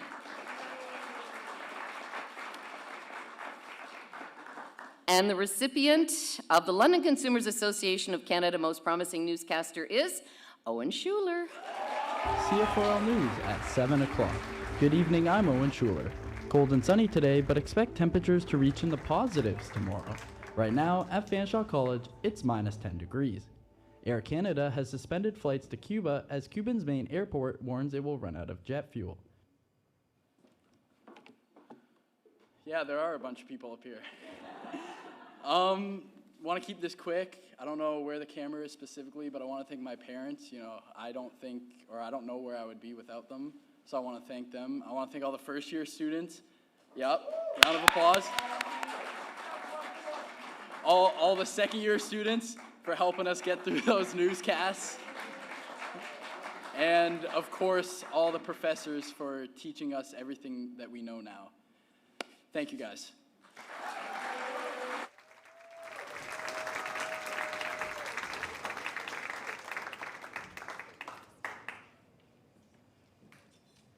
Our next honor is Station Operations Writer of the Year.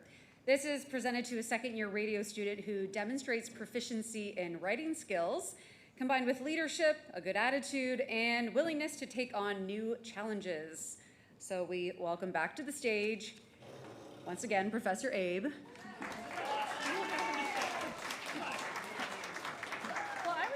I always thought it was collegian. It's collegian. Collegian? Like legend, right? Sure, we'll go with that. Again, no folder, so we're good. Station Operations Writer of the Year Award is presented to a second-year radio broadcasting student who demonstrates proficiency in writing skills, combined with leadership,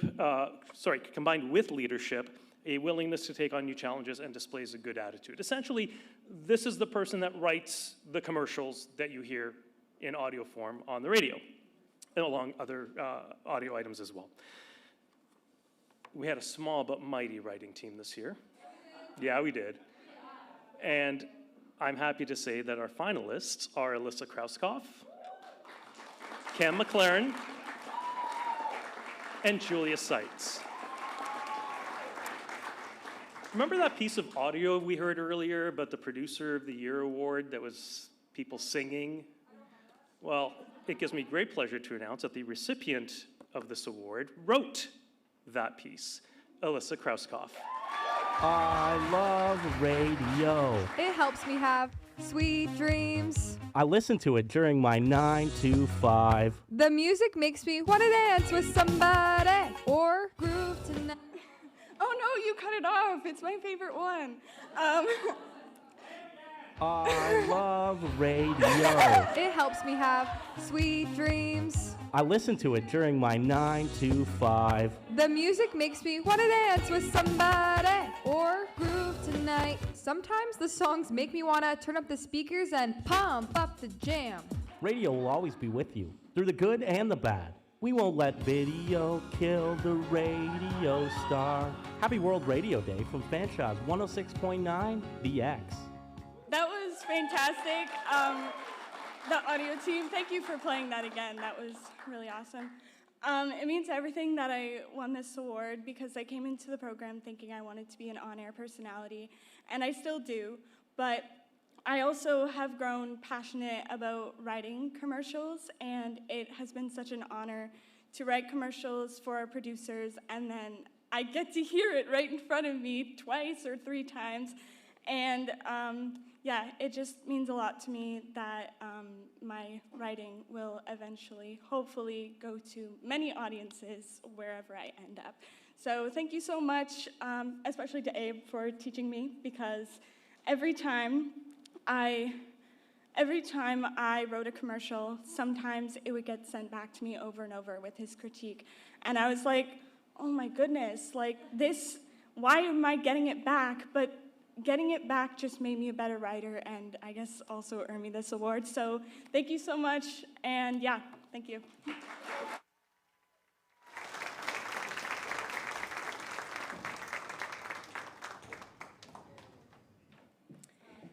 All right, congratulations, Alyssa. And I think she said something that resonates with a lot of our students, and it's we come into these programs thinking we want to do one thing, and then we try out a bunch of different things, and we realize that our path is actually in a completely different direction. But something we all say is you're learning the fundamentals, and you can take those and move on and do some great things. Next up, we have the award for Newscaster of the Year, sponsored by the London Consumers Association of Canada. This award is presented to a graduating broadcast journalism student whose submitted work demonstrates excellence in newscasting through clear delivery, strong writing, sound judgment, and professional execution on air.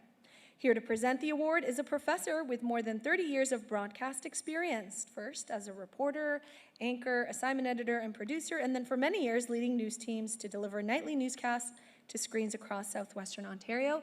And fun fact, my former news director, Steve Young, who also gave me my opportunity at CTV London almost 11 years ago. Steve Young.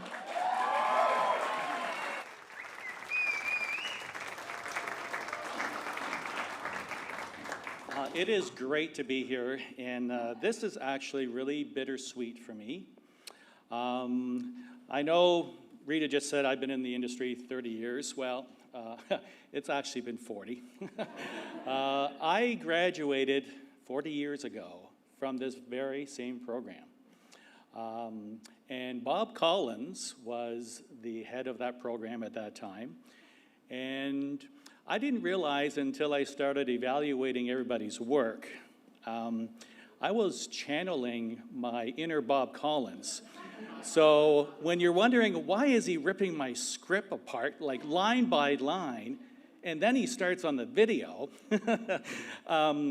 Bob is in part to blame for that. But you know what?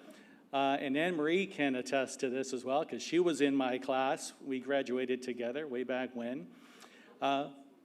We have taken all of those evaluations, and it's what has made us today. And there is a reason why we're developing strong journalists by critiquing their work and trying to make you go from here to here.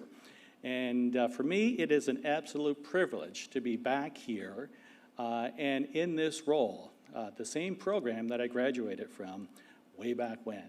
So, all right, so we are now going to award the Newscaster of the Year, awarded to the second-year journalism student, judged as demonstrating the best newscasting abilities. The finalists are Eddie Brechevek,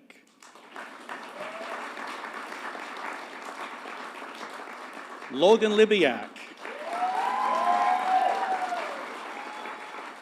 and Naomi Nangren.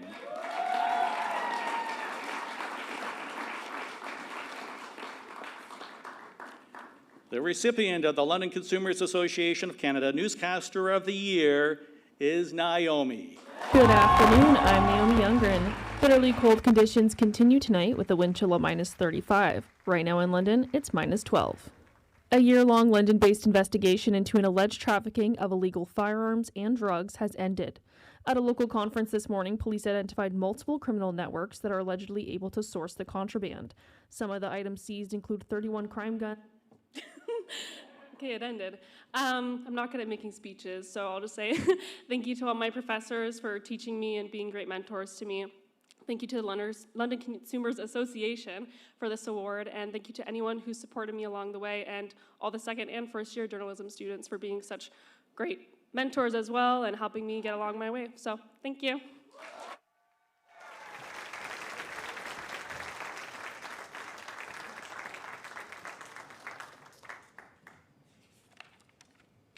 Now we have the award for Station Operations On-Air Personality of the Year. This is awarded to a graduating radio student who has demonstrated an ability to prepare and execute entertaining and relevant on-air content. So, back to present this award is the amazing Barb Jelly.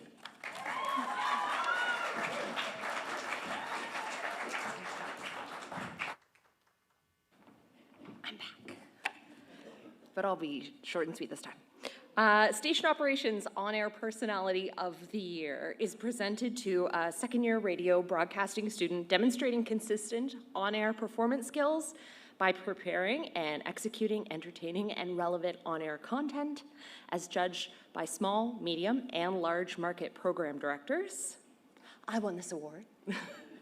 The finalists are Connor Brooks, Julia Seitz, and Emily Slacker.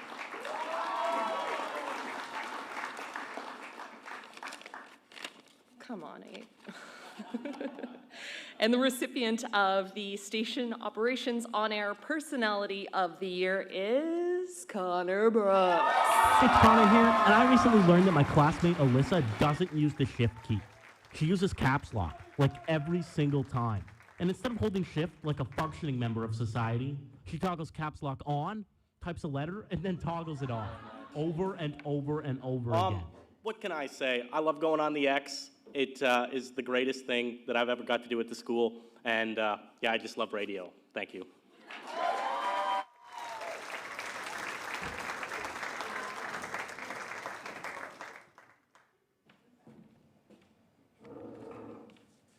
Okay, this is the second last award of the evening.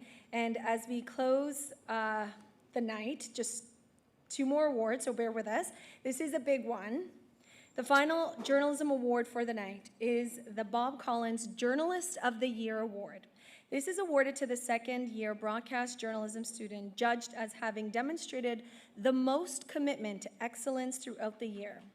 This recognizes commitment to journalism excellence throughout the year and understands it through tough competition every single year.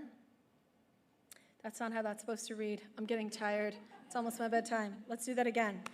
I understand it was a tough competition this year, and I know my fellow colleagues here, we really struggled because there were so many great candidates, and as you mentioned, Jen, everybody's a winner. Like in Bob's other categories, the winner and finalists will all receive a generous award to help with their career aspirations. Once again, we'd like to invite all of the finalists to the stage, so please join us when your name is called. And once the finalists are acknowledged, the winner will be invited to step forward to accept the award and say a speech. Please welcome back to the stage the award sponsor and longtime champion of the journalism and radio programs, Mr. Bob Collins.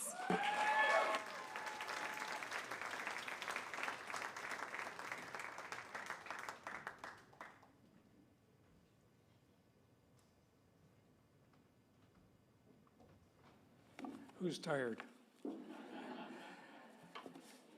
Well, it's such a great night, and to see so many parents and friends and that supporting the graduates of the program, it makes our job so much easier, my former job.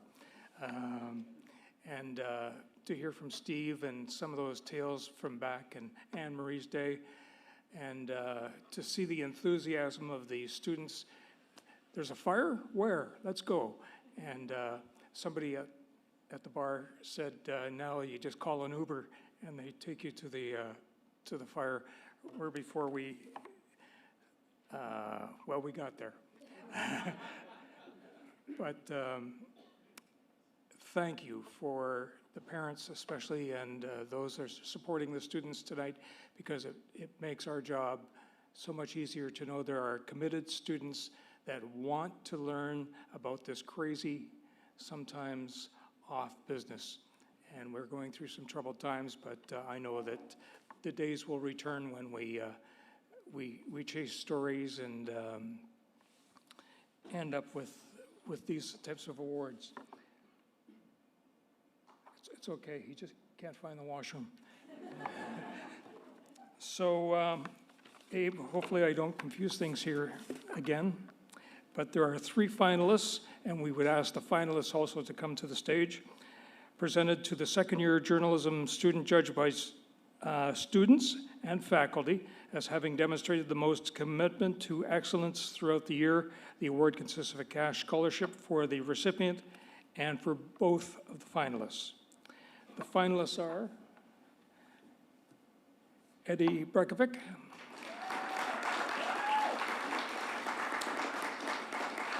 Evan Fredrickson, and Lexi Saldana.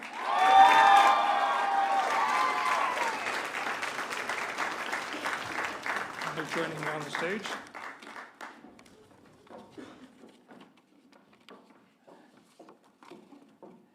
And the recipient is, of these 3 fine folks, Eddie Brekovic. Fentanyl overdoses are on the rise in London, especially after reports said there were 39 overdose-related calls Wednesday.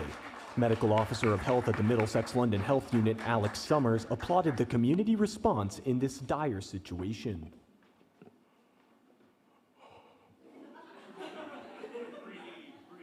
I'm trying. Give me a minute. I've been getting into UFC recently. I'm no fighter, but I think I defended my title. Oh my. I want to shed tears, but I think Emily shed all of them, guys. Oh my God. This would not be possible without the help of my peers, without the help of my faculty. They were there for me every step of the way. Normally, I'm way better at speaking, but I'm just so in shock right now. Oh, I was so much calmer when I got this last year. It was a lot easier. Oh, guys, it's been a ride, and I'm proud to have done this with every single one of you. To those of you who stuck with me by my side, I want to say thank you so much. And to those of you who said I couldn't, I just did. Thank you.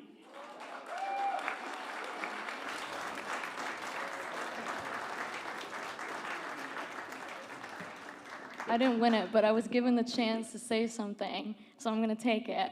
I just wanted to say thank you to all my professors, first and second year. You all have inspired me so greatly in this industry.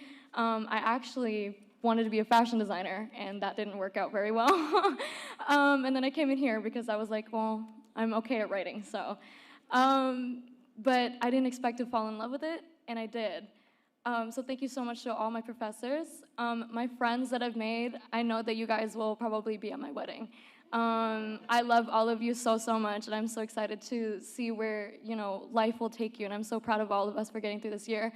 Last but definitely not least, to my parents, you both have worked so hard to get me here, and I hope I make you proud, and I hope that I continue to make you proud. Oh my God, I'm sorry.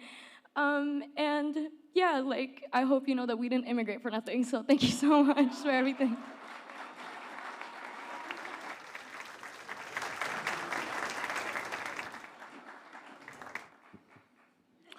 Good evening.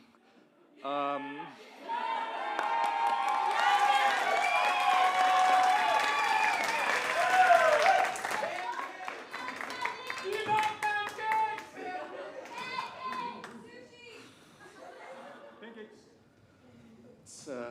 just grateful. I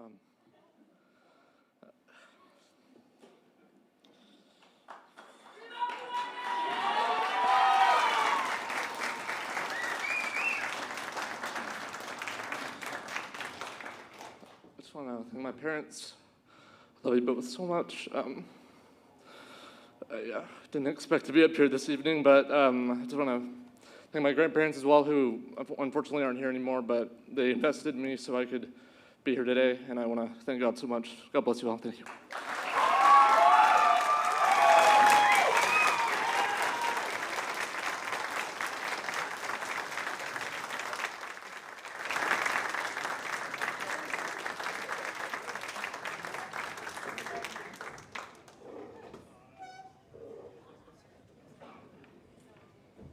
Wow. It's so wonderful just to see how close all the classes and how close you guys all are. It reminds me of my days here at Fanshawe. And I love that tradition is still continuing. Now, though, it's time for the final award of the night. Kind of sad that this finally arrived, but the final award is the Barry P. Sarrazin Radio Broadcaster of the Year Award. This is awarded to a second-year radio broadcast student who's judged by faculty and staff as having the most significant contribution in the pursuit of academic and practical excellence in the radio broadcasting field. And it's named for the driving force behind the radio broadcasting program, Barry Sarrazin. He founded and helped to launch 106.9 CIXX FM. That launched October 31st, 1978. And when they flipped the switch at 2:30 p.m. Halloween Day, with the Eagles' Hotel California playing in the background, according to experts, 6XFM became the first fully licensed campus radio station in Canada. As a professor for 28 years, Barry's legacy still felt by the hundreds of students that he mentored. In fact, one of his graduates has also been a professor for 28 years, and he's presenting this final award. So, for the last time, Abe Collegian.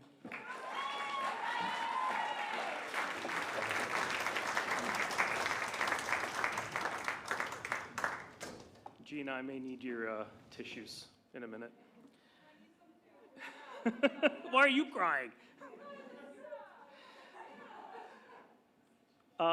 Just out of curiosity, how many people in the room knew Barry? Okay.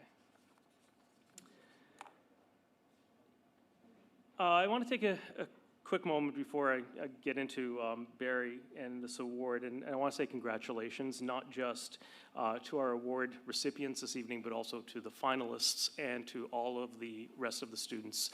You guys show up. You show up, you do the work, you get through the day. Some days are tough, some days are not so tough, and you still get it done. So big round of applause to you guys. Sorry.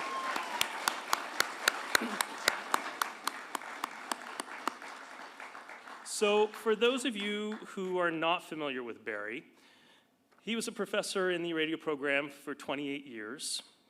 He served as coordinator of that program for 25 of those years. And as Cheryl said, cool parallel, this is also my 28th year as a professor in the radio program. But I don't think I'll be beating him in the coordinator years. I know. It's okay, he can have that one. He can have that one. Barry was instrumental in getting Canada's first campus instructional radio station, CIXX-FM, signed on the air in 1978. He was an avid skier, he was an avid sailor, and a champion of students in this program. Now, I first met Barry in September of 1992, where I was sitting as a student in a classroom during orientation for the radio program.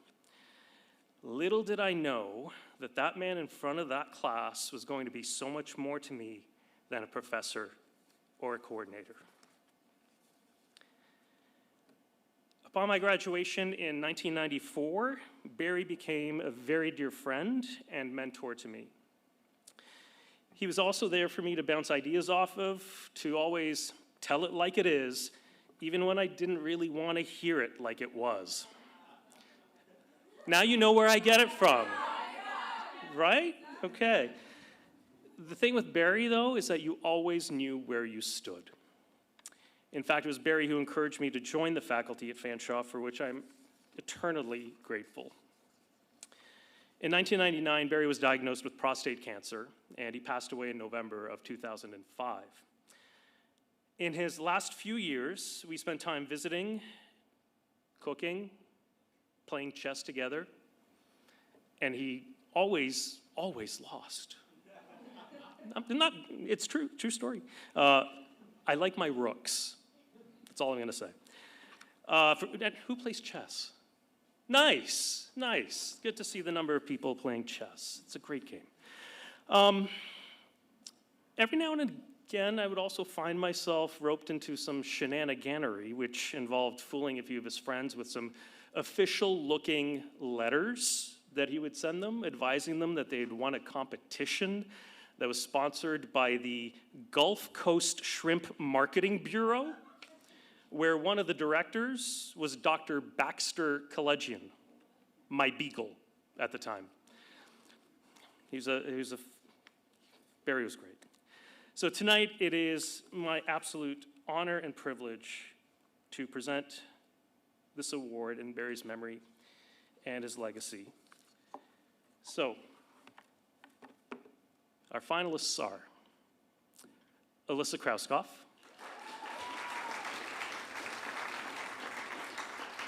Cam McLaren, and Ashley Williams.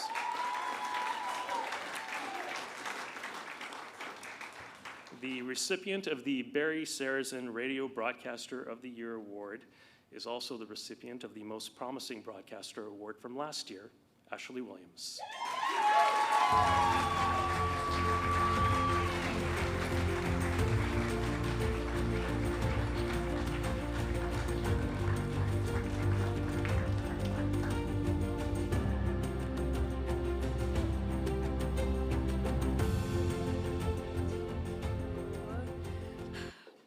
I'll try not to cry, but bear with me.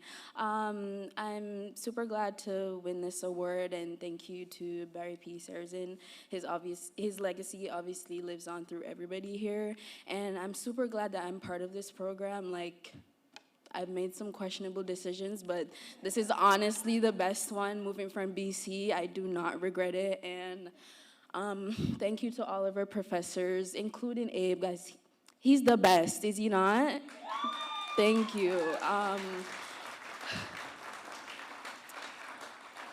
I would not be winning this award if it wasn't for our professors, because they taught us everything. They've been in the industry. They're still working in the industry, and honestly, they gave us the best advice and decisions. And this is like my final year graduating, and I'll honestly miss it. I'll miss all of my classmates, all 6, 7 of us.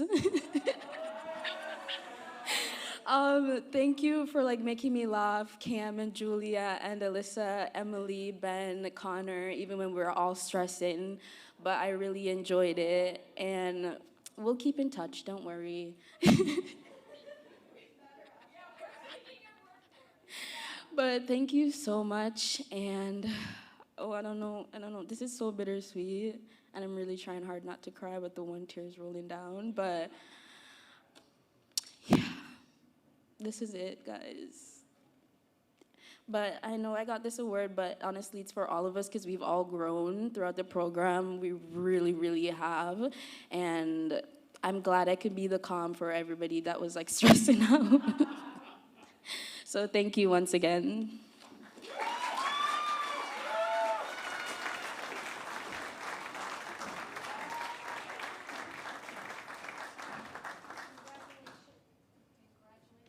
I think it's on. There it is. Congratulations, Ashley. And to every single one of you, whether you were nominated or you were the recipient of an award tonight, you should all be proud. What a night it's been. The 56th Annual Broadcast Award Ceremony has celebrated the excellent work of journalism and radio students. And here to formally close the evening are the leaders of this year's Broadcast and Multimedia Journalism Program, Program Coordinator Jen O'Brien and Professor Steve Young, alongside Program Coordinator Abe.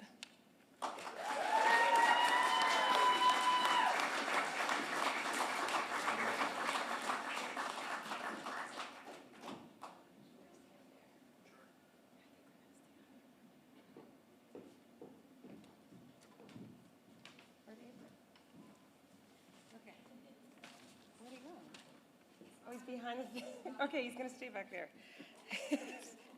Changing or something. Hi, again. Hi. Hey, before we kind of close things out, I want to say something real quick. Behind the scenes, there's a lot that goes on to make this program work. A big thank you here to Rita Ismail, who not only coordinated this program in the first half of this semester, she also had a full-time job on top of that. And then Rita moved on, and then Jennifer came on board. And these two women have knocked it out of the park. And I would, you guys both need, I should buy you both a drink, because what you guys have done to make this work seamlessly is unbelievable. Thank you. I wouldn't say seamlessly. Thanks, Steve. That's so nice. And also you've been wonderful jumping in here with both feet. And sorry, I wasn't ready for this. But you did steal what I was going to say about Rita, but okay. Just kidding. Thank you so much. This has been an awesome night. What a great room. Like, the support in this room is unbelievable. It is so inspiring.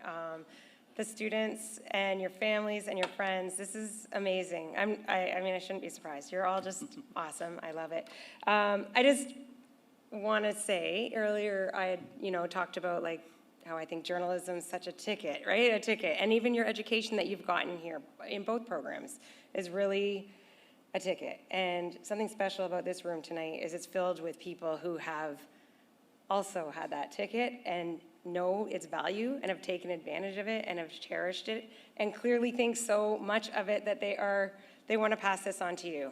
Still here, coming back to build programs, to teach, to mentor, to support, to continuously support. Oh, there's Bob. I'm like, where did he go?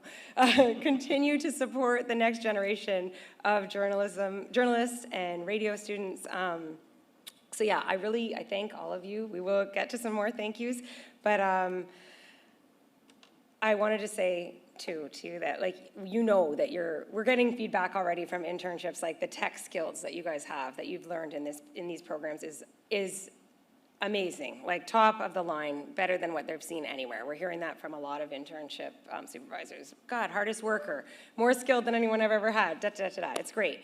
But you're also You've also learned how to ask good questions, how to be resourceful, how to be curious, and those skills, whether you stay in journalism and radio or whether you go on to communications or any other career, they are going to make you so, they're going to make you. It's going to be so valuable to you.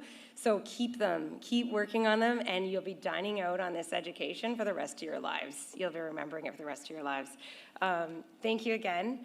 Yeah, anything else? Do you want to say our thank yous now? Sure, Okay. let's get into it, Okay. because we've got a great closing video we want to Yes, play too. yes, okay, Yes. go ahead. So we have some thank yous. All right, obviously our award sponsors, amazing that you do this. We wish you could hear the students' excitement, of course, as they talk about awards night, and I'm sure you'll see it on social media later on, right? You guys, yeah, okay, awesome. Just checking. Okay, and to the dean of the program, Mary Harrison, and Jeff Miles. and Associate Dean Jeff Miles. They've been going to many awards events, end-of-year events, and they already told me that this is the best. So, so thank you for being here. We really appreciate what you do for the program as well. And when Jeff hired me late December, he said, oh, by the way, you start first week of January. We don't have an access card for you yet. You're not on FOL, so you're going to have to do everything offline. I had to knock to get into my classroom, but you know what? I loved it. Go ahead. Okay, and all the professors, the presenters, the judges, who still believe in the industry and are getting a thrill out of it, and like I said, kind of passing it along. I did want to, especially one professor I wanted to shout out to, which is Rita, who, as Steve mentioned, like totally came in last semester, was working a full-time job and running the XFM newsroom, like while working a full-time job, juggling her job, coordinating, and still is on, I know you don't say speed dial anymore, but she's on speed dial for me. She still helps me out all the time. Thank you, and helps the students. Oh, and yeah, like takes them out, mentors them, shadows them when she's out on assignment. It's great, thank you. All the flower arrangements on your table, all courtesy of Jim Anderson Flowers. And guess what? Leave the vases, but you can take the flowers home with you. Yeah. All right. That's awesome. I didn't think that was going to be so sentimental. Nice. Maddie and her team from the Fanshawe Student Union for preparing and serving our delicious meals. I don't know if any of them are there, but that was awesome. Hardcore and the FSU tech team have made this whole thing work. It is such a great venue.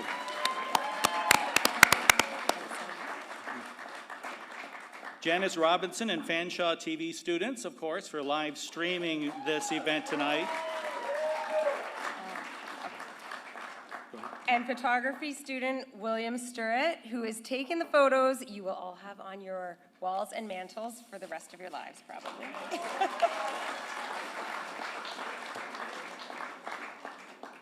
Is he, where is he? Has he left? No, Abe, yep, Abe. You know what? I haven't personally had a chance to work that long with Abe, but every time I came here to present awards when I was with CTV, Abe was rolling this whole show pretty much by himself at that point in time. A great gentleman, and of course, these awards generate so much excitement among the students, and we wish him all the best. We have seen how much his students appreciate what you have taught them, Abe, and they think the world of you. And we hear this every day, but putting this together, of course, is a lot of work. Thank you very, very much.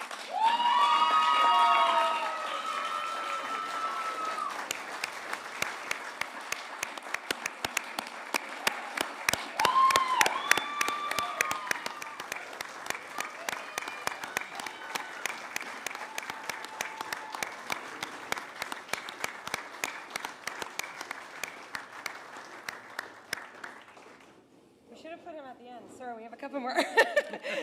Gina, not to make it about me, but also foolishly gave me her cell phone number. So Gina left last year after, as Rita mentioned, put her heart and soul into this program for so many years. We still hear all the time, Gina said this, but Gina said that, and Gina said this. So much respect for you, Gina. Thank you for everything. And even though she's gone, she has really still been helping to run it, because I do call her at least once a week, usually twice, with like a list of questions that I try to save up until I can call her again. So thank you, Gina. Amanda Bell and Jen Clark, you're both at the very back there. They have planned this event and talked us off the ledge more than once as we were preparing this and getting speeches together and getting all the awards together. Thank you both very much. Thank you. And Malcolm McIntyre. Is Malcolm still here? Where are you? Oh, yeah. Always around just when you need him to rig up a teleprompter or recently plug in my computer or fix that. Thank you so much, Malcolm, with a great attitude. Such a great, positive guy. Really so wonderful. Yep. Also, a big thank you to the family and friends who came here to support the graduates. Thank you so much for supporting the students and for raising really great people. And of course, we've had the privilege of trying to make them even better. We've had a blast getting to know every single one of you.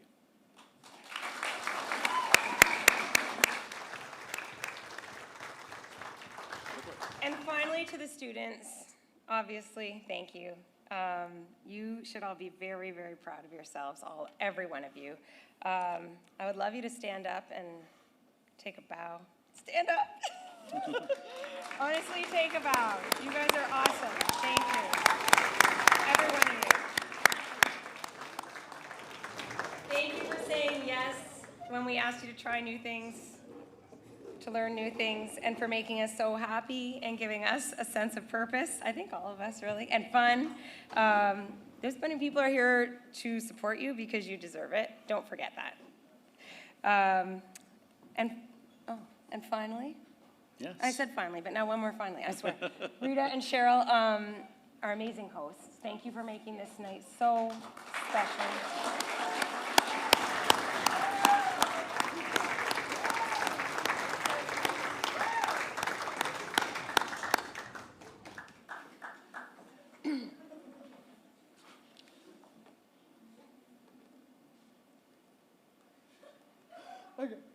Thank you so much. Yeah, thank you to all of you. And now Abe would like to say something. Welcome back to the Of course I do.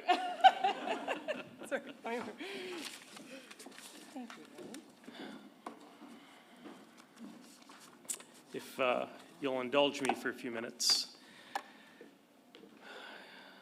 Gina did it earlier, and now it's my turn as our program comes to a close.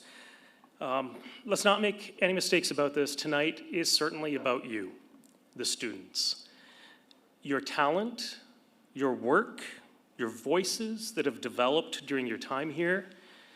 It's a celebration of what you have achieved and what you are going to carry forward. Ashley, you said this is the end, but it's not. This is the beginning. And I know that sounds cheesy, and I know it sounds cliche, but it is very true. This is your beginning. One chapter is now done. The next one now begins.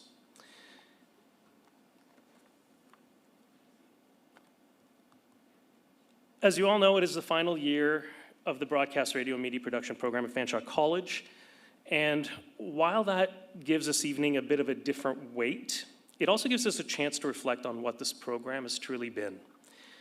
The program is never just about studios or rooms or walls or equipment or schedules. A program is about its people. Over the years, what has defined this program are the values that have guided it. Values that echo teachings many of us recognize: respect, honesty, and courage. Respect.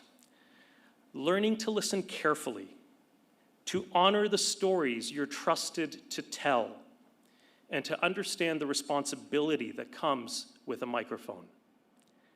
Honesty. Seeking truth, being authentic, and understanding that your voice carries influence, whether you're behind the mic or out in the community. And courage, because stepping behind a microphone for the first time takes courage. Telling stories that matter takes courage. And building a life in this industry takes a hell of a lot of courage. Our students have embodied these values every day. And what makes me most proud is not just what happens here, but what happens after. Graduates of this program have gone on to become voices people hear and trust. People like Jeff Woods, broadcaster, author, an icon of Canadian rock radio whose voice and knowledge of music have connected with audience for decades. Wendy Duff, former national content director, country at Rogers Sports and Media, whose connection with listeners and commitment to community reflect the very best of radio. Dan Wiley, director of programming at Blackburn Radio, who built a career rooted in local radio and community connection. And our very own Barb Jelly, yeah, you, who once sat where you are sitting tonight and has returned to help guide the next generation, building a career not just on being heard, but on listening, teaching, and creating space for others to find their voice. Different paths, same foundation.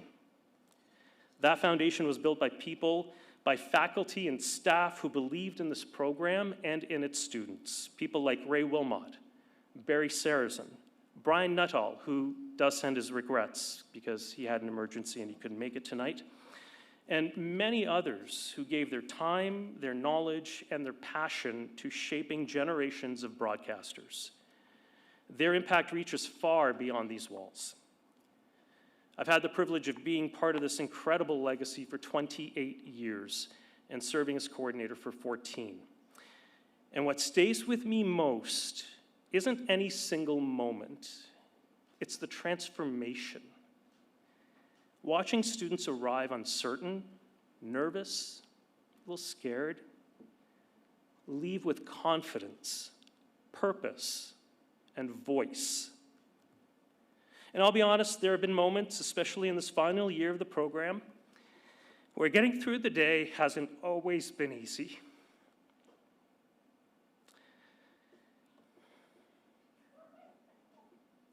But in those moments of loss and sadness, it has been the students, past and most certainly present, your strength, your energy, your commitment, and your belief in what you're doing that has given me strength as well. I'm going to miss our Tuesday morning announcing classes. That is what this program has always done. To our journalism students here tonight, your path continues, and your role has never been more important. The need for truth, for clarity, for voices that inform and connect communities is constant. You carry that forward. And while your program continues, you are very much part of the same shared purpose, to tell stories that matter and to do it with integrity. So while this chapter is coming to a close, what it created does not end here. It lives in the quiet moments no one else sees. The early mornings, the second takes, the mistakes that turned into breakthroughs, those are the best. It lives in the laughter in the studios, the naps in the studios. I've seen the photos. The nerves before going live, and that moment when everything just clicks. I call those the light bulb moments. And every time I get a light bulb moment, that is what makes it for me. And maybe most of all, it lives in the people. Long after tonight, long after the studios go quiet and the program signs off for the last time, what mattered here will still be moving forward. In your voices, in your choices, in the way you tell stories, and the way you listen to others. To my magnificent 7, you are not the end of this program. You are what it becomes next. The signal doesn't go silent. It carries on in all of you. Congratulations to all of our students tonight. This is your moment, and it has been my honor to be a small part of that moment. thank you, and for possibly the last time, and I do sincerely hope this song does not haunt my second-year radio students. Help me out now. And the rest is still unwritten. Thank you.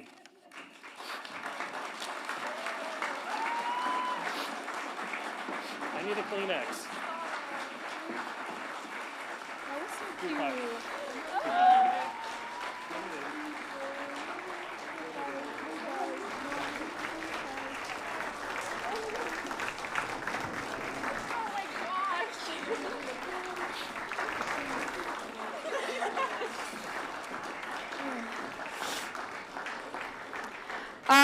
Hi guys, it's really emotional. I just want to say thank you to all the profs, Barb, Lee, Henry, Andrew who's not here, Brian, everybody who made this the best last year of the radio broadcasting media production program. It's a really sad night, and it's also a happy night, because like Abe said, it's a new chapter. But Abe's been teaching this program for 28 years. And I just want to say that we are very honored to be able to be the last. So thank you so much, Abe, for pushing us, even when we don't want you to. Abe always tells us that we're never smiling enough. I never believed him until now, because I realized Abe's always right, because he's here and he succeeded. So thank you, Abe.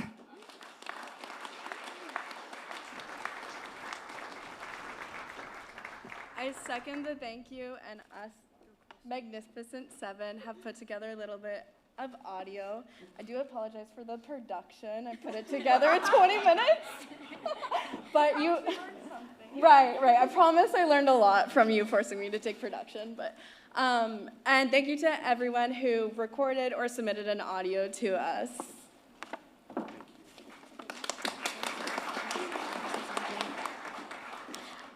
I just want to say everybody obviously loves Abe. He shows his love differently. Don't take it to heart if he looks at you with that face. He secretly likes you. If he jokes with you, he likes you, and you just have to give it back to him because he enjoys it even more.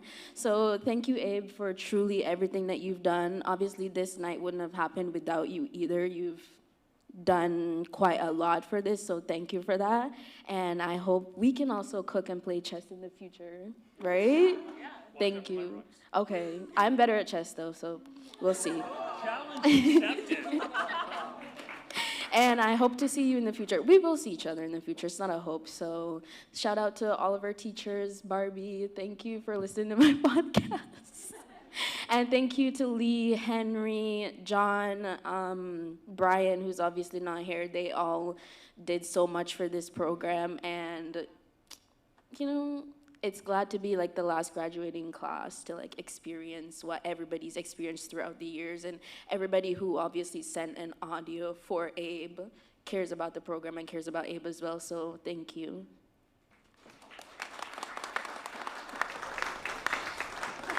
All right, let's hear it for the Magnificent Seven and Abe.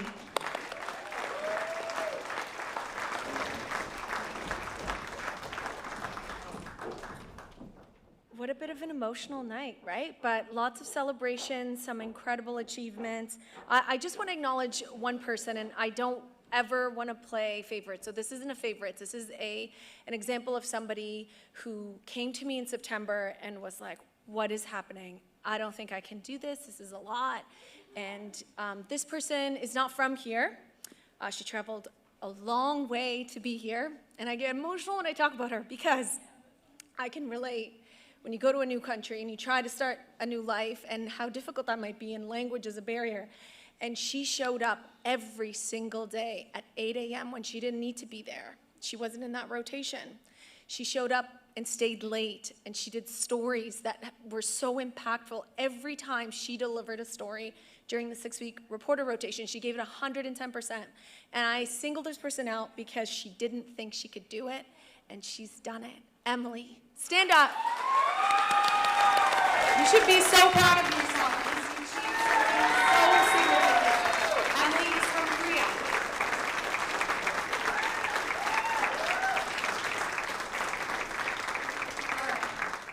held it together to the very last moment. Thank you, Emily, and all of the second year students who've been absolutely incredible. And to the first year students, as you go into second year, please show up at 8 a.m. and please give it all you got, because it really matters and we notice as professors in the program. Finally tonight, we want to take a moment and look back at you and the students who have given everything through the first and second years of this program. A special thank you to Declan Rowe Lynch for the television production program for helping bring this night together. We hope you have a great evening, and thanks again for attending. And shout out to Rita for and Cheryl leading this program and hosting tonight. It was an honor. Likewise, Cheryl. Thank you. Enjoy the video. So we talked all night about the rest of our lives. Where we're gonna be when we turn 25. Keep thinking times will never change. Keep on thinking things will always be the same. But when we leave this year, we won't be coming back. No more hanging out 'cause we're on a different track. And if you got something that you need to say, you better say it right now, 'cause you don't have another day. 'Cause we're moving on and we can't slow down. These memories are playing like a film outside, and I keep thinking of that night in June. I didn't know what you loved, but it came too soon. And it was me and you, and when we got real blue, stay at home talking on the telephone, and we would get so excited and we'd get so scared, laughing at ourselves, thinking life's not fair. And this is how it feels. As we go on, we remember all the times we had together. And as our lives change from whatever, we will still be friends forever.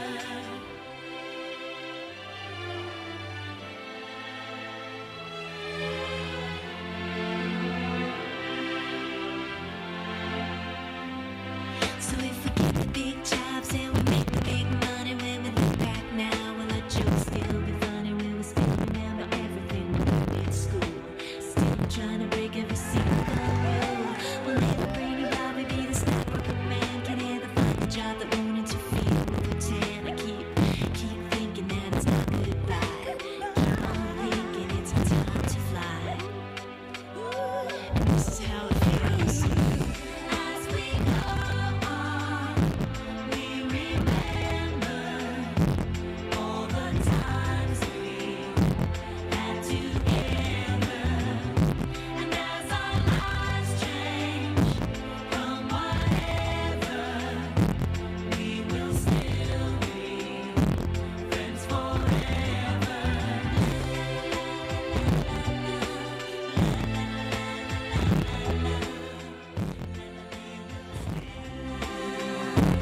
Friends forever.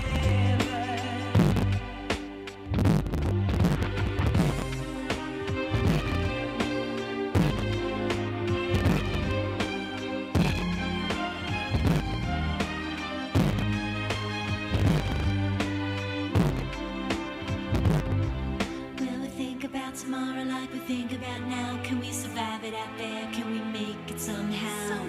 I guess I thought that this would never end, and suddenly it's like we're women and men. Will the past be a shadow that will follow us round? Will these memories fade when I leave this town? I keep thinking that it's not goodbye. I keep on thinking it's our time to fly. As we go on, we remember all the times we had together. And as our lives change from whatever, we will still be friends forever. As we go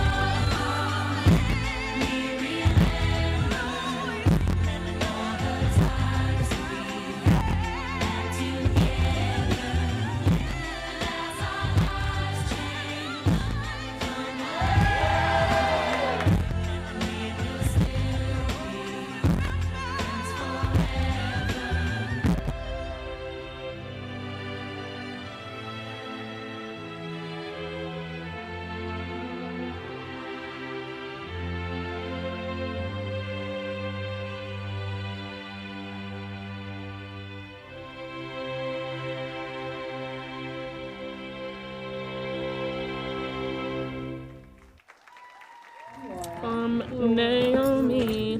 Naomi. Let's see if I remember names. I was being like complete opposite. We're just like, You remember my name? Yes. Naomi. Naomi. I'm getting there. You can call me Nomers. I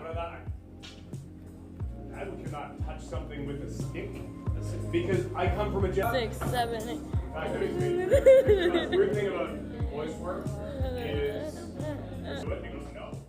He says, where were you? I said, I was in my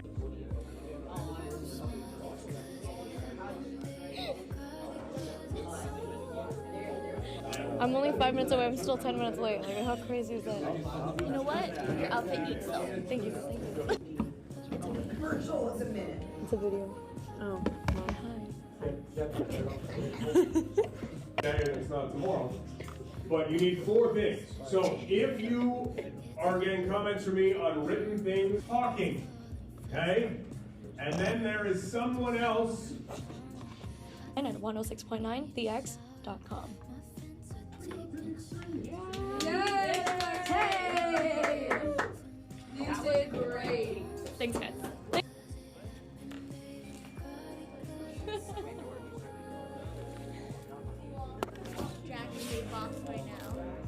What? Wait. Hey, hey, oh my god.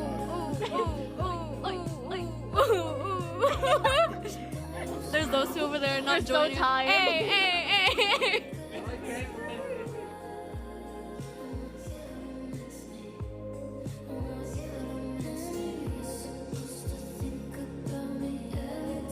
Say hi, Emily.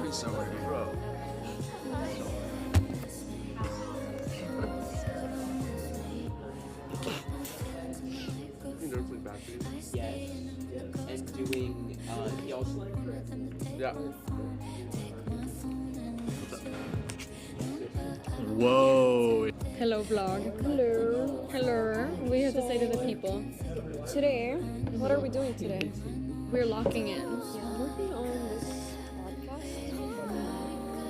Wait, can I get an internship? Can I get a podcasting internship? B, C, C, B, C. Okay, go. Hi. Yeah, I did a vlog. I'm gonna try to vlog a lot. So by the end of the year, I can compile all of it. There's my sports guy. There's my sports guy for a whole month. It's crazy that you're vlogging with your laptop. I know. I'm like holding this up like this. Look, it's Emily. Emily, say hi to my vlog. Are you excited to do sports? I'm very excited. He's very excited to. What are you gonna talk about in sports? Mitchell's Minute. Mitchell's Minute. Amazing. Are you able to read this next time for me? Thank you. Hello everyone, this is a vlog with Mitch in the back. Mitchell's Minute's in the back. He's in his own words, so... What? I'm so confused. Are you recording this still? No.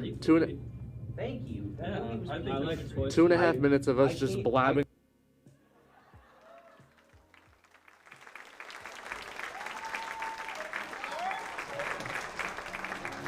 It is recording. I gotta get with the film. Yeah. My eyes are shaking. Last day today, gang. Last day today. And after graduation, maybe we will separate everywhere, but I hope everyone continue to be friends forever and ever. Yay! Before we die. I am proud of all of us. I know the last 2 years have been very difficult, but we locked in and the results were there and we executed. Except for Mr. Weirmeyer here. Look at the story he did.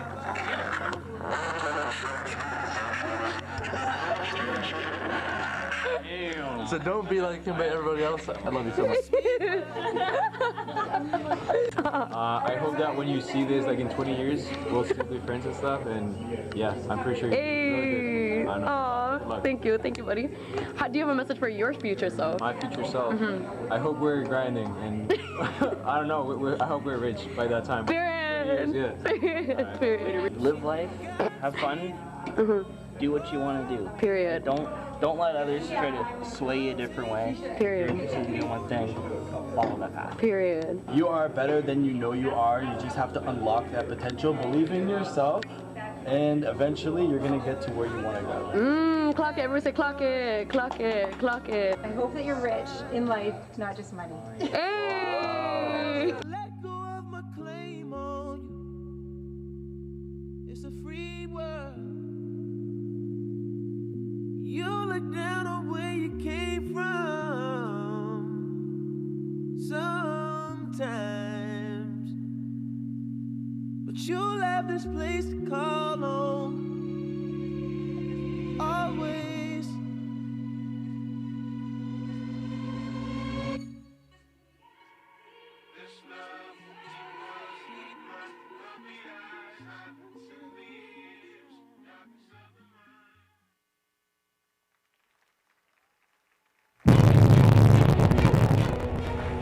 So, as is tradition, we would now invite the classes to come up to the stage for group photos. We'll start off with the radio, then we'll do first year journalism, and then second year journalism with faculty as well.